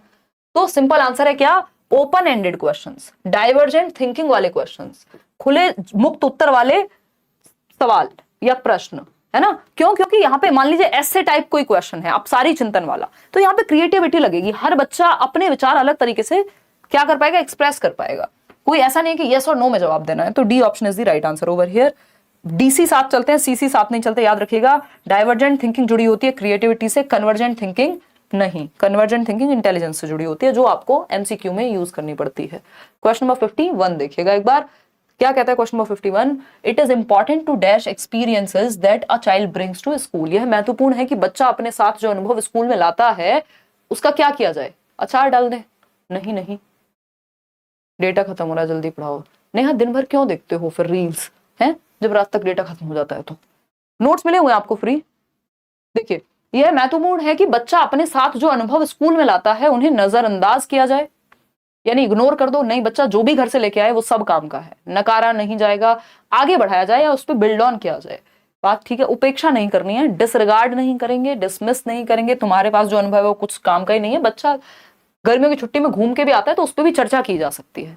यानी बच्चा जो भी बच्चा रीना घर से लेकर के आएगा वो सब काम का है, बिल्ड ऑन करना है। जो भी बच्चा घर से लेके आया वो नींव के जैसा है, जब आप बिल्डिंग बनाते हैं पहले नींव भरी जाती है, उसके ऊपर बिल्डिंग बनेगी। तो वैसे ही जो बच्चा प्रीवियस नॉलेज, जो पूर्व ज्ञान या ओल्ड नॉलेज घर से लेके आया है वो काम का है, उससे जोड़ करके आपको न्यू नॉलेज बिल्ड करनी है। तो C option is the right answer. Question number 52 देखिएगा, 52वां सवाल क्या कहता है, हाउ डू चिल्ड्रन लर्न, बच्चे सीखते कैसे हैं। पहला ऑप्शन है मेकिंग एंड डूइंग थिंग्स, यानी चीजों को बनाकर व कार्य करके, यानी बच्चा एक्टिव है, बात तो सही लग रही है। रीडिंग एंड राइटिंग, चलो बच्चा यहां भी एक्टिव है। टॉकिंग एंड लिसनिंग, सुन करके बात करके, ये भी बात एक्टिव है बच्चा। थिंकिंग एंड रिफ्लेक्टिंग, सोच करके और सोच पे विचार करके कि मैंने जो सोचा था वो क्या था, मेरे जो अनुभव थे उन पे मैं प्रकाश डालूं खुद के दिमाग में ही, टॉर्च लेके प्रकाश नहीं, ठीक है ना। तो चारों ही बातें क्या है, सही है। कितने खराब पीजे मार रही हूं मैं, फर्स्ट सेकंड थर्ड फोर्थ, ठीक। D option is the right answer over here. आगे बढ़ेंगे क्वेश्चन नंबर 53 पर, देखिएगा एक बार ये क्या कहता है भाई, in which of the following class are students likely to learn well. किस कक्ष में विद्यार्थी बेहतर ढंग से सीखेंगे, कैसा क्लासरूम होगा जहां बच्चे अच्छे से सीख पाएंगे। Teacher emphasises passive reception of knowledge, यानी जहां बच्चा पैसिव है, बस बैठा हुआ है बुत बन के, पैसिव नहीं रखना बच्चे को। Teacher believes only children with high IQ, सिर्फ हाई आईक्यू वाले ही सीखेंगे, तो इंक्लूसिव एजुकेशन की तो बैंड बजा दी हमने, डब्बे में डाल दिया उसको, है ना। भाई हर एक बच्चा सीख सकता है, हम ये मानते हैं, उसकी क्षमता के अनुसार, उसके अंदर जो यूनिक है वो निकाल के लाना है हमको। Teacher allows children to follow their own pace of learning, ये बात एकदम सही है कि बच्चे के पेस के अनुसार, वो किस गति से सीखता है उसके अनुसार सिखाया हर बच्चे को जा सकता है, ठीक है ना। टीचर फॉलोज स्टैंडर्ड करिकुलम, नहीं फ्लेक्सिबल चाहिए हमको करिकुलम। तो C option is the right answer over here. आगे बढ़ेंगे, क्वेश्चन नंबर देखिएगा 54। क्वेश्चन नंबर 54 क्या कहता है, when teachers include experiences of children and give examples from their socio cultural context, it fosters a sense of dash. यानी जब शिक्षक बच्चों के अनुभवों को कक्षा में शामिल करते हुए उनके सामाजिक सांस्कृतिक संदर्भ से उदाहरण देता है कि वो जिस समाज से, जिस संस्कृति से, जिस भाषा का वो इस्तेमाल कर रहे हैं, उसको इंक्लूड करके टीचर एग्जाम्पल्स इंक्लूड करे उस एस्पेक्ट से भी, यानी बच्चे के जीवन से एग्जाम्पल्स को लेकर के आए क्लास में, तो इससे क्या होगा, सेंस ऑफ बिलोंगिंगनेस बढ़ जाएगी बच्चों की। उनको लगेगा हमारी भी बात सुनी जाती है, हम भी इंक्लूडेड महसूस कर रहे हैं यहाँ पे क्लासरूम में, हमसे भी कुछ लगाव है या हमें भी एक्सेप्ट किया जा रहा है। इंफीरियर नहीं मानेगा वो, फिर इंफीरियर तब मानेगा जब जो उसके पास है वो उसको गलत ही बता रहे हैं आप। एंगर की अगर हम बात करें, एलिनेशन के अलग थलग महसूस करेगा, वो सब तब करेगा जब आप इंक्लूड नहीं करेंगे, अदरवाइज तो बिलोंगिंग फील करेगा यदि आप इंक्लूड कर रहे हैं उसके अनुभवों को, उसके कल्चर को, उसके एग्जाम्पल्स को, उसकी भाषा को। The processes of problem solving is promoted through, समस्या समाधान की प्रक्रिया कैसे बेहतर होती है। समस्या आएंगी जीवन में भी, क्लासरूम में भी, पढ़ाई में भी, उनके समाधान की जो प्रक्रियाएं हैं वो कैसे टीचर इनकलकेट करे, ये पूछा है। बताइएगा एक बार, फटाफट से जवाब दीजिएगा, फटाफट से जवाब दीजिए। सीडीपी में इंटरेस्ट है आपकी क्लास देखे? हाँ, ये हम बहुत सालों से सुन रहे हैं, हमें अच्छा लगता है ये सुन करके, है ना, और अच्छे से माइंड में सेट हो जाता है। चलिए, बहुत बढ़िया करिश्मा, चलिए खैर जवाब दीजिए, आंसर दे दीजिए आप। प्रॉब्लम सॉल्विंग को कैसे बेटर करें? एनालॉजिकल थिंकिंग, पैसिव इमिटेशन से तो कुछ होने वाला नहीं है, ये पैसिव वर्ड ही पैसिव है। रिस्पॉन्स सेट भी कभी भी प्रॉब्लम सॉल्विंग क्रिएटिविटी किसी के लिए काम का नहीं है, क्योंकि इसमें आपका एक लीक पे आप सेट हो जाते हैं, फिक्स्ड माइंड सेट होता है, इसमें डिफरेंट तरीके से नहीं सोच पाता इंसान। यही हाल फंक्शनल फिक्सनेस में होता है, ठीक है ना। तो एनालॉजिकल थिंकिंग एकमात्र सही जवाब है, प्रॉब्लम सॉल्विंग को प्रमोट करती है। तार्किक सोच, इन्होंने ये इसमें जो है जवाब हिंदी और इंग्लिश में अलग कर दिया है ट्रांसलेशन में। अदरवाइज एनालॉजिकल थिंकिंग का मतलब होता है वो लॉजिकल थिंकिंग होती है, जिसको हम तार्किक चिंतन कहते हैं। एनालॉजिकल होता है कि जैसी चीजें आपने पहले की, उस तरह की प्रॉब्लम अगर आपकी लाइफ में कभी आई है तो आप उस तरह का कुछ एग्जांपल्स वहां से लेकर के और तब सॉल्व करते हैं चीजों को। एनालॉजिकल थिंकिंग आपकी मदद करती है आपको, इसमें तर्क भी शामिल होता है ऑफकोर्स। क्वेश्चन नंबर 56 देखिएगा, क्वेश्चन नंबर 56 देखिएगा, चिल्ड्रंस मिसकॉन्सेप्शंस एंड एरर्स, बच्चों के जो मिसकॉन्सेप्शंस हैं, भ्रांतियां हैं, नाइव कॉन्सेप्शंस भी जिनको हम बोल देते हैं, और जो उनकी गलतियां हैं उनको हम कैसे देखेंगे। Are extremely detrimental to teaching learning process, यानी सीखने सिखाने की प्रक्रिया में बेहद हानिकारक हैं। तो हम क्या बच्चे को रोबोट मान के चल रहे हैं कि वो कभी गलती नहीं करेगा? तो ये तो कहना गलत होगा। Show their irrational ways of thinking, यानी बच्चों के अविवेकी चिंतन को दर्शाती हैं कि बच्चे जो हैं वो, उनमें विवेक नहीं है क्योंकि वो गलती कर रहे हैं। गलती तो कोई भी व्यक्ति कभी भी करेगा ही सीखने में, ऐसा नहीं है कि कभी कोई गलती नहीं होगी, गलती की संभावना है। फिर हम बात करते हैं serve as a significant inroads to children's thoughts, ये बात एनसीएफ भी कहता है कि जो गलतियां हैं वो, जो भ्रांतियां हैं, जो गलतियां हैं वो बच्चे की सोच में झांकने का अर्थपूर्ण मौका मिलता है। गलतियां क्या है, एक विंडो के जैसी हैं जिसके द्वारा आप झांक सकते हैं बच्चे की थिंकिंग में कि वो सोचता कैसे। आपने तो पढ़ा दिया लेकिन वो कैसे समझ पाया उस चीज को, ये आपको बच्चे की गलती से पता चलता है कि यहाँ आप बहुत ज्यादा गलतियां करते हैं। जैसे जब हम डिस्कशन कर रहे होते हैं तो मैं बहुत बार बोलती हूँ कि देखना यहाँ आप गलती करोगे, क्यों करोगे, क्योंकि गलती आपने की है तभी तो मुझे पता लगा कि आप इसको ऐसे नहीं ऐसे समझते हो, तो मुझे वो डिफरेंट तरीके से समझाना होगा, ठीक है ना। बात सही है मैम? क्वेश्चन इजी है या हम इंटेलिजेंट हो गए? लास्ट में तो आप हो गए हो इंटेलिजेंट, मैं मान लूंगी, मतलब इजी भी है लास्ट के जो कुछ क्वेश्चन है, मैंने कहा भी था शुरू के 30 क्वेश्चन ज्यादा वो थे। कंफर्म देयर, इससे ऊपर नहीं जाएगा, मतलब ऐसा नहीं है कि आपसे दुश्मनी नहीं निकालनी एग्जामिनर को। अगर कॉन्सेप्ट्स आपके क्लियर हैं तो ठीक है, जो शुरू के 30 क्वेश्चन किए वो अच्छे लेवल क्वेश्चन थे। Confirm their inferiority to adults, और अब तो आपको इंटेलिजेंट हो ही जाना चाहिए, 4 दिन बाद पेपर है, आई मीन कितने, 12 दिन बाद, 11 दिन बाद। तो इंफीरियोरिटी को कंफर्म कर रहे हैं, नहीं, सी ऑप्शन, कि बच्चे की थिंकिंग में झांकने का मौका मिलता है। क्वेश्चन नंबर 57 देखिएगा, इतना तो सिलेबस है ना, इतना सा सिलेबस है, अब उसमें भी अगर आप इंटेलिजेंट नहीं होगे तो क्या होगा। कितनी बार हमने चैप्टर वाइज कर लिया, सारे प्रीवियस ईयर से निकाल के कर लिया, अब इससे ज्यादा और क्या लोगे। अब तो बस मैराथन बचती है, एक छोटी सी मैराथन। आयरॉनिक है दोनों ही बातें, कॉन्ट्राडिक्टरी हैं। देखिएगा एक बार, बहुत कॉन्फिडेंस आ रहा है सीडी पे, कराएंगे बाकी भी। नेहा देखिएगा डी ऑप्शन, अगर हम बात करें डी ऑप्शन कह रहे हैं आप लोग, dash is a sign that the learning activities have become mechanically repetitive for the child and are not of interest. बच्चे बोर हो गए, बार बार रेपिटेटिव हो रही है चीज, क्या है साइन? जॉय, मजा आता है तो बोर क्यों होंगे, जिज्ञासु हैं तो बोर क्यों होंगे, एक्साइटेड हैं तो बोर क्यों होंगे। बोर्डम यदि हो रहा है तो ये एक साइन है कि बच्चे हो गए हैं, मतलब एक्टिविटी जो हो गई है क्लास में वो बोरिंग हो गई है, मजा नहीं आ रहा बच्चे को सीखने में। क्वेश्चन नंबर 58 देखिएगा, सेकंड लास्ट देखिएगा। 58 नंबर क्वेश्चन कहता है आपका, असर्शन है learning should be facilitated bye inducing fear, यानी डरा के, डंडा रख लो साइड में और तब सिखाओ बच्चे को। भाई यही तो थॉर्नडाइक कहते थे ना, spare the rod and spoil the child, डंडा हटाओ बच्चा बिगड़ जाएगा। पुराने लोग ऐसा ही मानते हैं, है ना। और कई जगह पे बच्चे भी महान होते हैं, खैर वो बन जाते हैं बेचारे, वो बच्चे में बाय डिफॉल्ट कोई कमी नहीं होती, बट वो सराउंडिंग और वो सब चीजों की वजह से एक ऐसी सिचुएशन आ जाती है कई बार। Learning should be facilitated by including inducing fear of punishment in children, मतलब डंडे का भय होना चाहिए, ये नेगेटिव है, ये होना नहीं चाहिए। रीजन क्या है इसका, reward and punishment are highly effective in ensuring meaningful learning. देखिए रिवॉर्ड एंड पनिशमेंट से आप रोट लर्निंग तो करवा सकते हैं, रट्टे तो लगवा सकते हैं, मीनिंगफुल अर्थपूर्ण अधिगम नहीं होगा, है ना। मीनिंगफुल लर्निंग एक्टिविटी से आती है, इंटरेस्ट से आती है, क्यूरियोसिटी से आती है, इंट्रिंसिक मोटिवेशन से आती है। दोनों ही बातें गलत हैं, D option is the right answer. आगे बढ़ेंगे नेक्स्ट क्वेश्चन पे। नेक्स्ट क्वेश्चन क्या है, क्वेश्चन नंबर 59, जवाब दीजिएगा फटाफट से। ये कहता है which of the following factors affect learning, यानी अधिगम को प्रभावित करने वाले कारक। इंटरेस्ट ऑफ द स्टूडेंट, बच्चे का रुचि है कि नहीं है, बिल्कुल सही बात है, प्रभावित करेगा। लर्निंग अच्छे से हो रही है या नहीं हो रही है, उसमें इस बात पे डिपेंड करेगा आप इंटरेस्टेड हैं कि नहीं है। Perceived relevance of the concept, यानी संकल्पना की कथित प्रासंगिकता, अगर आपको जरूरी नहीं लग रही कोई चीज तो आप नहीं करते उस चीज को। तो परसीव्ड रेलेवेंस, अब ऐसा देखा जाए तो दुनिया में क्या ही रेलेवेंट है, कुछ भी रेलेवेंट नहीं है, कुछ भी मत करो, है ना। लेकिन अगर मैं आपके साथ यहाँ खड़ी हूं इतने साल बाद, मतलब कब से हम सेशंस ले रहे हैं, कब से मैराथन्स हो रही हैं, कब से आप लोग ठीक है बैच में भी पढ़ा दिया, सब कुछ हो गया, सारे चैप्टर्स की प्रैक्टिस भी हो गई, अगर मैं ये मान लूं कि इसकी जरूरत ही नहीं है, क्या जरूरत है अब प्रैक्टिस की, करा तो दिया बहुत, तो ये क्या हुआ, रेलेवेंस खत्म हो गई इस कॉन्सेप्ट की मेरे लिए। या किसी को अगर लगता है कि बहुत पढ़ लिया अब नहीं पढ़ना, तो रेलेवेंस खत्म हो गई। ये परसीव्ड रेलेवेंस है कि उसने क्या परसेप्शन बनाया उस व्यक्ति ने। तो अगर मेरे परसेप्शन में ये चीज महत्वपूर्ण है, आपके लिए महत्वपूर्ण है, तो आप पढ़ने आएंगे, ये लर्निंग को प्रभावित करेगी। यदि कोई इंपॉर्टेंट ही मान नहीं रहा पढ़ाई को, तो वो कैसे पढ़ेगा, ठीक है ना। तो ये बात भी सही है। डेवलपमेंट लेवल ऑफ स्टूडेंट्स, बच्चे के विकास का स्तर, भाई बच्चा हुआ है 7 साल का, आप उसको 17 साल के लेवल की चीजें पढ़ाने लग गए, तो वो भी जरूरी है। Strategies of teaching learning, method कैसा है टीचर का और लर्निंग का तरीका क्या है, ये चारों ही चीजें प्रभावित करती हैं। और अगर हम इनको और एक लेवल आगे जाएं तो हमें पता है जो बच्चों का इंटरेस्ट है वो पर्सनल फैक्टर में आता है। दो ही तरह के फैक्टर है ना जो लर्निंग को प्रभावित करते हैं, एक पर्सनल, दूसरा एनवायरमेंटल। तो जो बच्चे का इंटरेस्ट है वो पर्सनल है, जो रेलेवेंस ऑफ द कॉन्सेप्ट है, परसीव रेलेवेंस, वो भी पर्सनल हो गई।